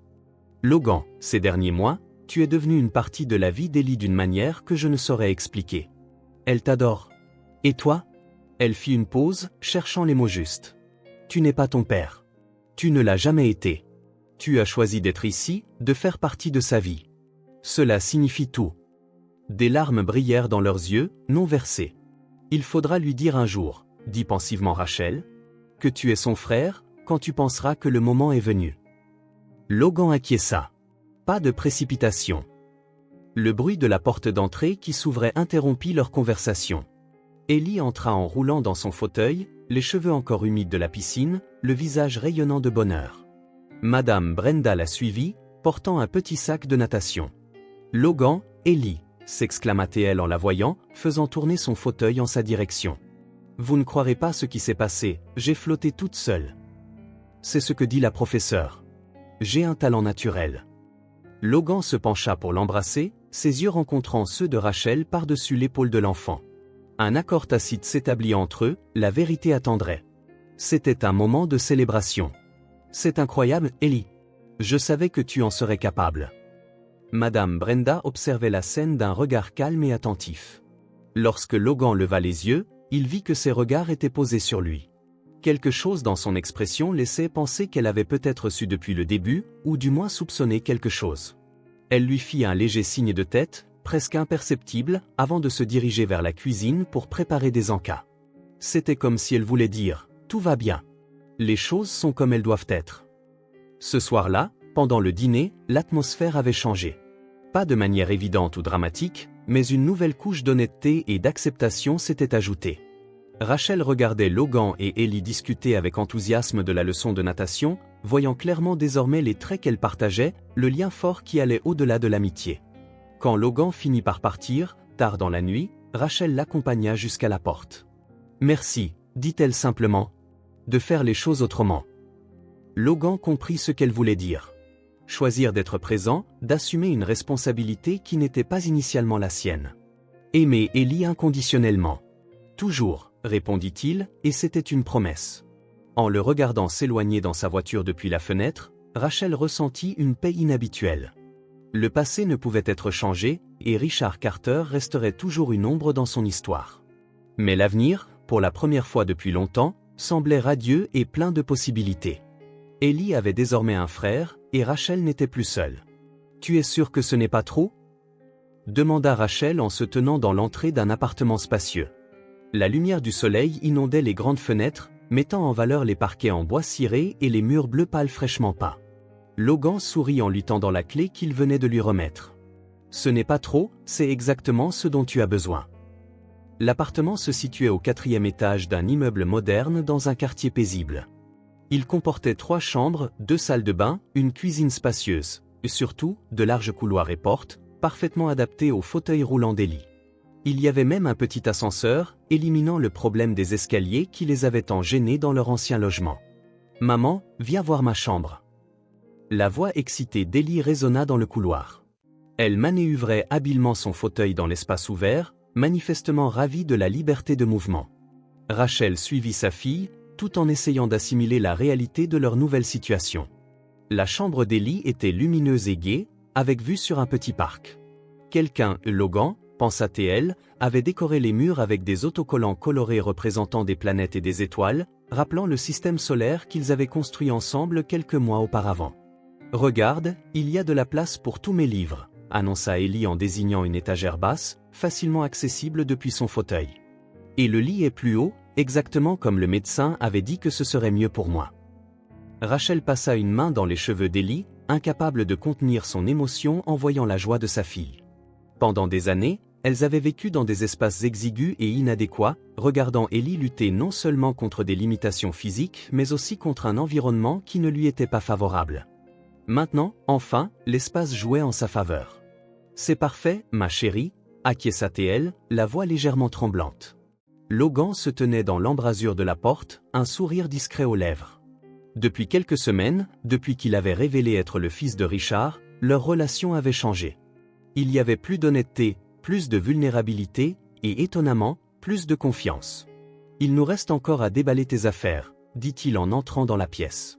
« Mais je me suis dit que tu voudrais décider où tout mettre. »« Est-ce que je peux choisir où placer chacune de mes affaires ?» demanda Ellie, les yeux brillants d'enthousiasme. « Bien sûr, » la rassura Logan, « c'est ton espace. » Pendant qu'Ellie se mettait à bavarder sur l'emplacement de chacun de ces objets, Rachel et Logan retournèrent dans le salon. « Tu as pensé à tout, » remarqua-t-elle en observant les aménagements adaptés partout, des plans de travail abaissés dans la cuisine, des interrupteurs accessibles depuis le fauteuil, des portes sans seuil gênant la circulation d'Ellie. « J'ai consulté des spécialistes de l'accessibilité, » expliqua Logan. « Je voulais que ce soit fonctionnel, pas seulement joli. » Rachel hocha la tête en se dirigeant vers la fenêtre. Le quartier est calme et verdoyant, avec une école visible à quelques pâtés de maison. Elle savait que cette école disposait d'un programme d'inclusion réputé pour les enfants ayant des besoins spécifiques. « Je commence à avoir mal de dire merci si souvent, » dit-elle en se tournant vers lui. « Mais je ne sais pas quoi ajouter d'autre. » Logan s'avança, s'arrêtant à une distance respectueuse. « Tu n'as rien à dire. Voir Ellie si heureuse, c'est tout ce qui compte. » Peu de temps après, les camions de déménagement arrivèrent, apportant les quelques affaires qu'elles avaient gardées de l'ancien appartement ainsi que de nombreux objets neufs. Rachel avait insisté pour emporter quelques pièces sentimentales. La petite table de cuisine où Ellie avait dessiné ses premières images. Le fauteuil dans lequel elle écoutait ses histoires chaque soir. Des photos et des bibelots retraçant leur vie commune. Les heures qui suivirent furent un tourbillon d'activités. Madame Brenda arriva pour aider, apportant sandwichs et boissons pour tout le monde. Même si elle ne travaillait plus dans leur ancien immeuble, elle restait une présence constante dans leur vie, comme une tante honorifique pour Ellie et une amie fidèle pour Rachel. « Cet endroit dégage une bonne énergie », déclara l'ancienne dame en aidant à organiser la cuisine. « Vous allez être heureux ici. » À la fin de la journée, épuisés mais satisfaits, ils s'assirent tous dans la salle à manger pour partager une pizza. Ellie parlait avec enthousiasme de ses projets pour sa nouvelle chambre, de son entrée prochaine dans une nouvelle école et des leçons de natation plus fréquentes qu'elle aurait désormais. Et le meilleur, c'est que vous pourrez venir plus souvent, Logan, dit-elle entre deux bouchées. Tu n'auras plus à monter ces escaliers pénibles, sourit Logan. C'est vrai, ajouta-t-il. Et maintenant, il y a assez de place pour étaler tous nos projets. Pendant qu'Ellie et Madame Brenda discutaient, Logan remarqua Rachel qui les regardait d'un air songeur. « Tout va bien ?» demanda-t-il doucement.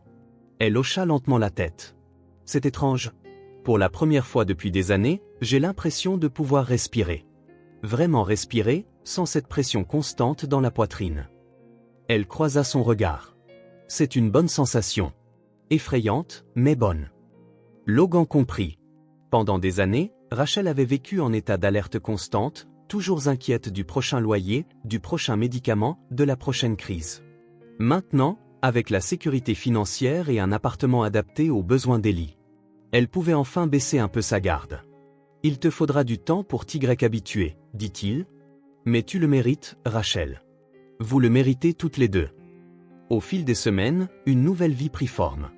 Ellie commença dans sa nouvelle école, où une équipe spécialisée l'aidait tant sur le plan scolaire que par une rééducation physique intégrée. Elle rentrait à la maison débordante d'histoires sur de nouveaux amis et des activités adaptées qui lui permettaient de participer pleinement. Le nouvel appartement se remplissait de vie. Des plantes aux fenêtres, les dessins d'Ellie au mur, des livres sur les étagères. Rachel, ayant désormais plus de temps libre, puisque ses 2 emplois n'étaient plus nécessaires, s'inscrivit à un cours en ligne pour actualiser ses compétences professionnelles. Pour la première fois depuis des années, elle pouvait envisager son propre avenir et pas seulement survivre au jour le jour. Logan venait régulièrement, apportant toujours quelque chose de nouveau pour Ellie, un livre, un jeu éducatif ou une nouvelle idée de projet. Leur relation s'épanouissait naturellement. Même s'il n'avait pas encore révélé à Ellie la vérité sur le fait qu'il était son frère, leur lien était indéniable aux yeux de tous. Un après-midi, alors qu'Ellie démontrait fièrement quelques exercices de rééducation qu'elle pouvait réaliser seule, Logan reçut un message inattendu. C'était de la part de son père. « Nous devons parler », disait succinctement le message. Le lendemain, dans son bureau, Richard Carter avait l'air différent de l'homme arrogant que Logan avait affronté quelques mois auparavant. Il y avait dans ses yeux une agitation, une vulnérabilité que Logan avait rarement vue. « Comment vont-ils » demanda Richard sans préambule. « Ça va », répondit prudemment Logan. Ellie a commencé sa nouvelle école. Elle l'adore. Richard hocha la tête en tapotant son bureau du bout des doigts. « J'ai reçu un rapport des médecins. Ils disent qu'elle réagit bien au traitement. Oui, il y a même un espoir de retrouver partiellement sa mobilité avec le temps et une thérapie intensive. » Un silence inconfortable s'installa. Richard se leva, se dirigeant vers la fenêtre, un geste que Logan interpréta comme le signe de nouvelles importantes à venir. « J'aimerais la rencontrer », finit par dire Richard, sa voix plus basse que d'habitude. « Ellie, si Rachel est d'accord, bien sûr. » La demande surprit Logan. Lors de toutes leurs conversations précédentes, Richard avait clairement exprimé son souhait de garder ses distances, offrant uniquement un soutien financier. « Qu'est-ce qui a changé ?» demanda Logan, méfiant. Richard se tourna vers lui. « J'ai vu les photos que tu avais envoyées au médecin.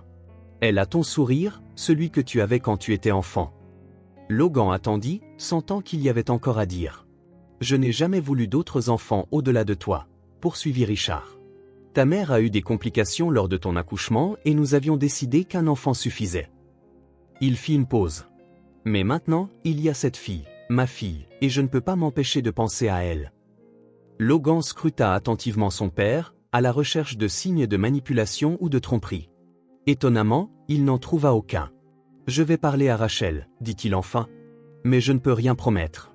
C'est à elle de décider. » Rachel réagit exactement comme Logan s'y attendait, avec prudence et méfiance. « Pourquoi ?» demanda-t-elle, après que les enfants venus souhaiter la bienvenue à Ellie furent repartis. « Pourquoi maintenant, après tout ce temps ?» Logan relata ce que Richard lui avait dit, la regardant attentivement. « Je ne sais pas si je peux lui faire confiance, » admit Rachel. « Pas après tout ce qui s'est passé. »« Je comprends, » dit doucement Logan. « Si tu dis non, il devra le respecter. » Rachel jeta un regard par la fenêtre, vers le parc où Ellie aura bientôt cours d'éducation physique adaptée. Son monde avait tellement changé en si peu de temps. Sa fille était heureuse, en bonne santé, débordante de nouvelles opportunités. En partie, c'est parce que Richard Carter est toujours là, finit-elle par dire. J'y réfléchirai, ajouta-t-elle enfin. Mais à mes conditions. Beaucoup de conditions. Logan hocha la tête. C'est juste, dit-il. Ce soir-là, en bordant Ellie pour son coucher, Rachel regarda le visage endormi de sa fille et y reconnut désormais les traits de Logan haut les yeux, le sourire à la Carter, et vit aussi sa propre force et sa détermination reflétées. « Maman » murmura Ellie à moitié endormie. « C'est la meilleure chambre du monde. » Rachel sourit en lui embrassant le front. « C'est mon amour, la meilleure au monde. » Et pour la première fois depuis longtemps, elle crut vraiment que l'avenir serait meilleur que le passé. La pluie revint un dimanche après-midi, 6 mois après leur première rencontre. Ce n'était pas une tempête violente comme avant, juste une bruine fine et régulière qui embuait les fenêtres et dessinait de doux tourbillons dans les flaques. Ellie regardait les gouttes glisser sur le verre de sa nouvelle chambre, traçant leur chemin sinueux du doigt. Sa séance de thérapie matinale avait été intense et elle se reposait dans son fauteuil, une couverture sur les jambes. Logan était dans le salon avec Rachel, parlant à voix basse de la visite prochaine de Richard, prévue pour la semaine suivante. « Maman » appela Ellie en roulant dans le salon. Il pleut, exactement comme ce jour-là. Rachel leva les yeux des papiers qu'elle révisait avec Logan. « Quel jour, ma chérie ?»« Le jour où Logan m'a sauvé sous la pluie, » répondit Ellie, ses yeux bleus vifs, si semblables à ceux de Logan, fixés sur lui. « Peut-on retourner dans ce dîner, celui avec les délicieuses crêpes ?» Logan et Rachel échangèrent un regard. Il y avait quelque chose de spécial dans sa demande, un lien avec le moment qui avait changé leur vie à jamais. Rose's dîner, se souvint Logan, avec son enseigne au néon rouge. « Bien sûr, si ta maman est d'accord, » hésita Rachel une seconde. « Pourquoi pas ? Ça semble être une bonne idée pour un dimanche pluvieux. »« Est-ce que je peux porter ma nouvelle robe bleue ?» demanda Ellie, se référant au cadeau que Madame Brenda lui avait récemment offert. « Bien sûr, » répondit Rachel en se levant. « Préparons-nous. » 30 minutes plus tard, elle traversait la ville dans la voiture de Logan. Ellie portait une robe bleu marine parsemée d'étoiles blanches et un serre-tête qui retenait ses boucles dorées. Elle paraissait plus grande, plus forte, que la petite fille apeurée que Logan avait trouvée lors de cette première nuit pluvieuse. Le dîner était exactement le même, l'enseigne au néon, les tables en formica, l'arôme du café frais et de la friture. Dès leur entrée, la sonnerie de la porte se fit entendre et quelques habitués se tournèrent vers elle. « Une table pour 3 ?» demanda la serveuse. « Différente de celle d'autrefois. »« Oui, s'il vous plaît, » répondit Logan. « Près de la fenêtre, si possible. » Par un miracle, la même table qu'elles avaient eue quelques mois auparavant était libre. Logan aida à positionner le fauteuil d'Ellie, et Rachel s'assit à côté d'elle. La familiarité du lieu, combinée au changement dans nos vies, donna à l'instant une qualité surréaliste. « On dirait qu'il a rétréci », commenta Rachel en regardant autour. « Les lieux semblent toujours plus petits quand on y revient, » dit Logan. « C'est comme si nous grandissions, mais que tout restait le même. »« J'ai grandi de 2 pouces depuis ce jour, » intervint fièrement Ellie. « La surveillante de l'école m'a mesuré. » Logan sourit. « Tu vois, c'est pour ça que le dîner te semble plus petit. » Ils commandèrent des crêpes, exactement comme la première fois. Ellie insista pour un chocolat chaud. Même s'il était fin de printemps, certaines traditions se devaient de perdurer. Pendant qu'ils mangeaient, la conversation s'écoulait naturellement.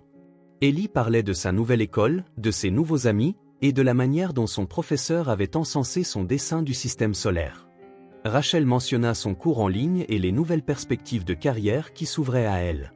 Logan écoutait, commentait et riait, mais quelque chose dans ses yeux témoignait d'une décision silencieuse, d'un moment qu'il attendait.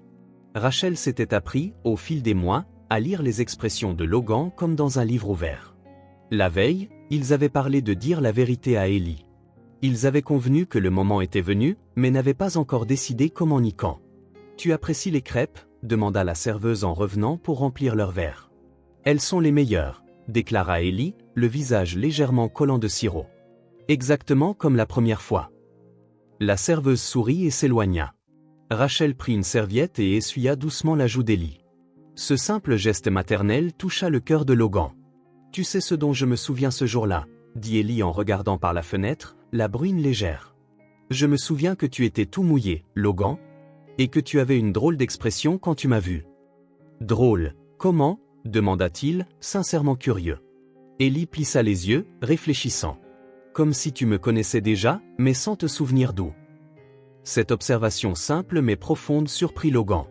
Même à 5 ans, Ellie voyait plus que bien des adultes. Tu es très perspicace, tu sais, dit-il en prenant sa main à travers la table.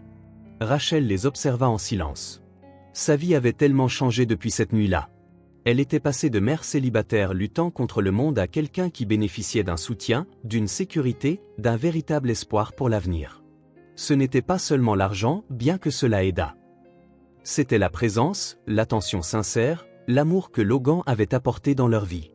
Une fois le repas terminé, Logan régla l'addition en laissant un pourboire généreux. Dehors, la pluie s'était légèrement intensifiée. Alors qu'il s'apprêtait à se précipiter vers la voiture, Logan s'arrêta. « Attends, dit-il d'un ton soudainement sérieux. Avant de partir, il y a quelque chose que je dois te dire. » Rachel hocha la tête, comprenant ce qui allait suivre. Elle se dégagea légèrement, leur laissant de l'espace tout en restant assez proche pour entendre chaque mot. Logan s'agenouilla à côté du fauteuil d'Ellie, se mettant à hauteur de ses yeux. Les gouttes de pluie commençaient à mouiller ses cheveux, mais il ne semblait pas s'en apercevoir. « Ellie, il y a quelque chose de très important que je dois te dire. » commença-t-il, la voix épaisse d'émotion. « Je t'ai rencontré ce jour de pluie, mais ce n'était pas un hasard. Nous nous sommes rencontrés parce que le destin voulait que nous ne restions plus séparés.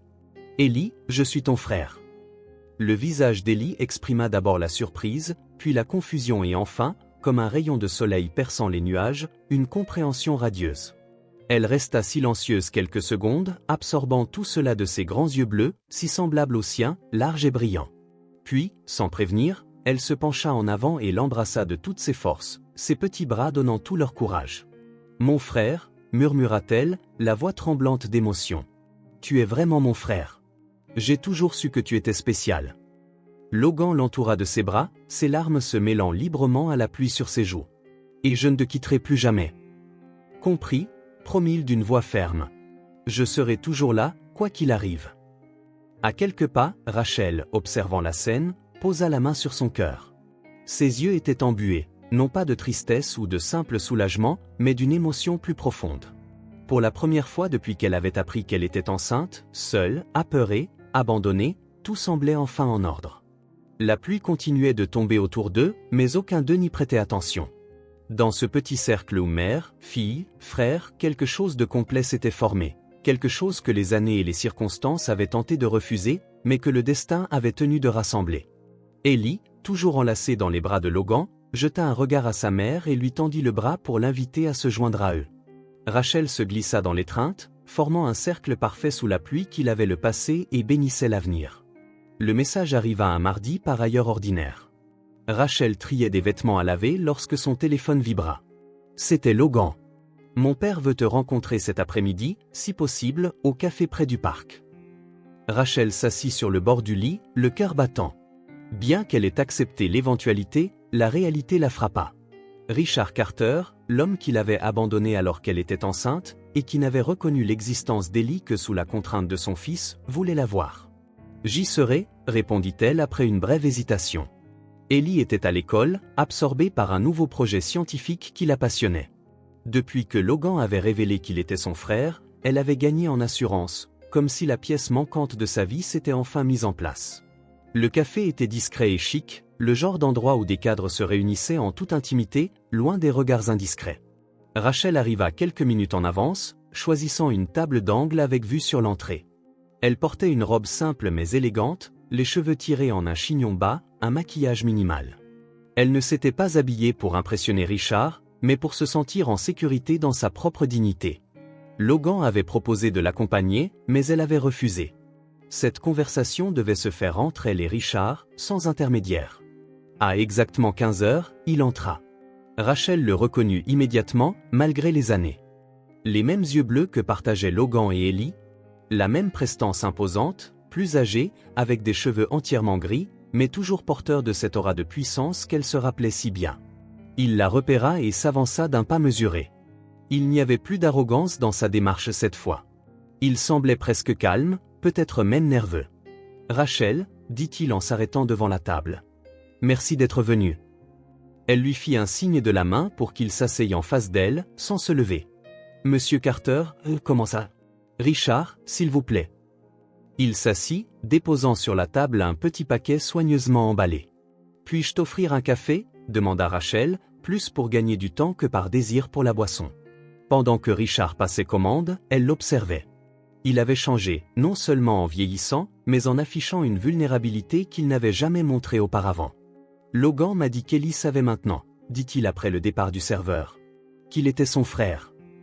Oui, nous le lui avons dit il y a quelques jours. Elle était très heureuse. Rachel fit une pause. Les enfants ont une incroyable capacité à accepter la vérité lorsqu'elle leur est présentée avec amour. Richard esquissa un léger sourire, effleurant ses lèvres. Elle semble extraordinaire sur les photos que j'ai vues. Il hésita un instant. Elle a les yeux de notre famille. Le silence qui suivit n'était pas exactement inconfortable, mais il était lourd de non-dits, de 6 années d'absence. Pourquoi as-tu voulu me voir? Demanda finalement Rachel, allant droit au but. Logan aurait pu tout organiser pour que tu rencontres Ellie. Richard prit une profonde inspiration, comme pour puiser du courage. Parce que je me suis trompé. Je t'ai fait du tort, et j'ai fait du tort à la fille dont j'ignorais même l'existence. Il soutint son regard sans détourner les yeux. Je ne peux pas effacer le passé, mais si tu me le permets, je veux faire partie de son avenir. La rencontrer, lui demander pardon, sincèrement. La simplicité et la franchise de ces mots frappèrent Rachel en plein cœur. Ce n'était pas ce à quoi elle s'attendait. Peut-être une longue explication, une tentative de justifier l'injustifiable. Mais il n'y avait que de la reconnaissance et un remords authentique. Pourquoi maintenant? Demanda-t-elle, luttant pour garder une voix stable. Après tout ce temps, Richard baissa les yeux. La réponse facile serait de dire que Logan m'y a forcé, que je fais ça uniquement pour maintenir la paix avec mon fils. Il releva les yeux vers elle. Mais la vérité, c'est qu'en voyant les photos d'Ellie, en entendant parler de son courage et de son intelligence, j'ai réalisé que je manquais de quelque chose d'inestimable, quelque chose que je ne pourrais jamais récupérer. Le café arriva, interrompant momentanément leur échange. Rachel prit la tasse dans ses mains, en appréciant sa chaleur. « Sais-tu combien de fois j'ai essayé de te parler ?» demanda-t-elle en prenant une gorgée. « Dans ces premiers mois où j'ai appris que j'étais enceinte, combien de fois on m'a refusé aux portes de ton entreprise ?» La douleur dans sa voix était palpable. Pour la première fois, Richard sembla véritablement ému. « Je comprends maintenant, admire. Logan avait trouvé les archives que j'avais demandé à la sécurité de conserver, des situations dont je n'avais jamais imaginé l'ampleur. » Il secoua la tête. « Pas d'excuse, je me suis caché derrière le pouvoir et l'argent, car c'était plus facile que d'assumer les conséquences de mes actes. » Rachel écoutait en silence, ses mots faisant ressurgir de vieilles blessures, mais lui apportant aussi un étrange sentiment de délivrance. Pendant des années, elle avait porté seule ce rejet, se demandant ce qu'elle aurait pu faire de plus. « Ellie n'a jamais souffert de ton absence, » dit-elle après une pause. « J'ai veillé à ce qu'elle ne manque de rien. Je ne voulais pas qu'elle grandisse en se demandant ce qu'elle aurait perdu en l'absence de quelqu'un qui avait choisi de ne pas être là. »« Tu es une mère extraordinaire, » dit Richard d'un ton empreint de respect sincère. « Tu as fait ce que je n'ai pas eu le courage de faire, assumer mes responsabilités. » Un autre silence, moins lourd cette fois, s'installa. Rachel l'observa. Il n'était plus l'exécutif intimidant qu'il avait renvoyé, mais un homme dans la soixantaine qui faisait face à ses regrets. « Si tu veux vraiment rencontrer Ellie, » dit-elle prudemment, « que ce soit comme nous l'avons toujours fait, avec vérité, constance et humilité. » Richard hocha la tête, acceptant ces conditions sans discuter. « C'est tout ce que je demande, une chance. Ce ne sera ni ma manière ni la tienne, » poursuivit-elle. « Ce sera la sienne, à son rythme, et surtout, ne jamais, je le répète, ne faire de promesses que l'on ne peut tenir. Elle a déjà tant souffert. »« Je comprends, » répondit-il solennellement, « et j'accepte toutes tes conditions. » Rachel finit son café. « Demain, Ellie a l'entraînement de natation l'après-midi. Ensuite, nous irons au parc prendre un goûter. Si tu veux, tu peux te joindre à nous, en tant qu'ami de la famille, pour l'instant. » Les yeux de Richard s'emplirent de gratitude. « J'y serai. » Avant de partir, il lui tendit le petit paquet. « Ce n'est pas vraiment un cadeau, juste quelque chose que je pensais qu'elle aimerait. » Rachel l'accepta sans l'ouvrir, pressentant qu'il s'agissait d'un livre. Elle hocha la tête en remerciant, puis se leva. Richard la raccompagna jusqu'à la porte en gardant une distance respectueuse. « Rachel » appela-t-il alors qu'elle s'apprêtait à partir. « Merci, non seulement pour aujourd'hui, mais pour tout ce que tu as fait pour Ellie toutes ces années. » Elle se contenta de hocher la tête et partit, le cœur étrangement léger. Le lendemain, comme prévu, Richard se présenta au parc. Il portait des vêtements décontractés, si différents de ses costumes impeccables habituels. Logan était là aussi, assis sur un banc à proximité, observant attentivement. L'introduction fut simple. « Ellie, voici Richard, un ami de la famille, » dit Rachel. « Il voulait te rencontrer. » Ellie, dans son fauteuil roulant, tendit poliment la main. « Enchanté de te rencontrer. Tu es aussi un ami de Logan ?» Richard hésita une seconde. « Oui, je connais Logan depuis longtemps. » Ce n'était pas un mensonge, mais ce n'était pas non plus toute la vérité. C'était un début. Le reste viendrait doucement, avec le temps, quand Ellie serait prête. Dans les semaines qui suivirent, Richard commença à se faire discret dans leur vie. Il n'imposa jamais sa présence, ne demanda rien.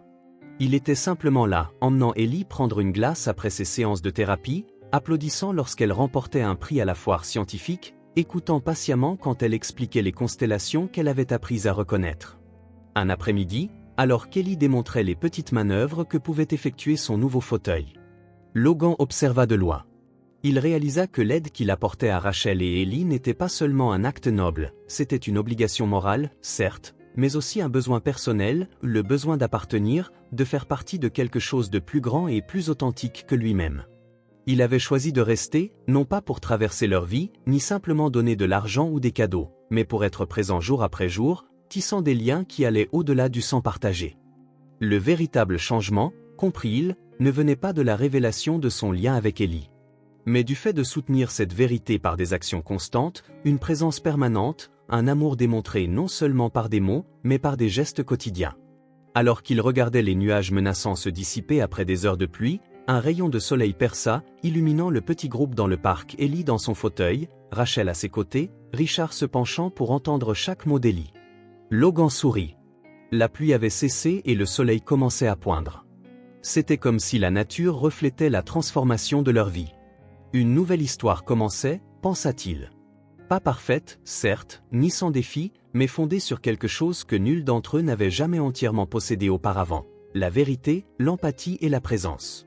Au bout du compte, c'était tout ce qui comptait vraiment. Choisir de rester, jour après jour, dans la vie de ceux qu'on aime. Tout le reste ou l'argent, le confort, les opportunités ou n'était que le résultat de ce choix fondamental. Ellie fit signe de la main, l'invitant à les rejoindre. Logan se leva et s'approcha, sentant la chaleur du soleil sur son visage. La vie, avec toute son imprévisibilité et sa beauté, continuait. Et c'était suffisant. Un avenir façonné par l'honnêteté, l'empathie et les moments partagés sous le même ciel qui les avaient unis lors d'un orage. Ellie sourit en tendant les bras tandis que Logan s'approchait, et il sut qu'il resterait, qu'il pleuve ou qu'il fasse beau. C'était leur histoire, une histoire de reconnaissance, de responsabilité et d'amour. Et ce n'était qu'un début.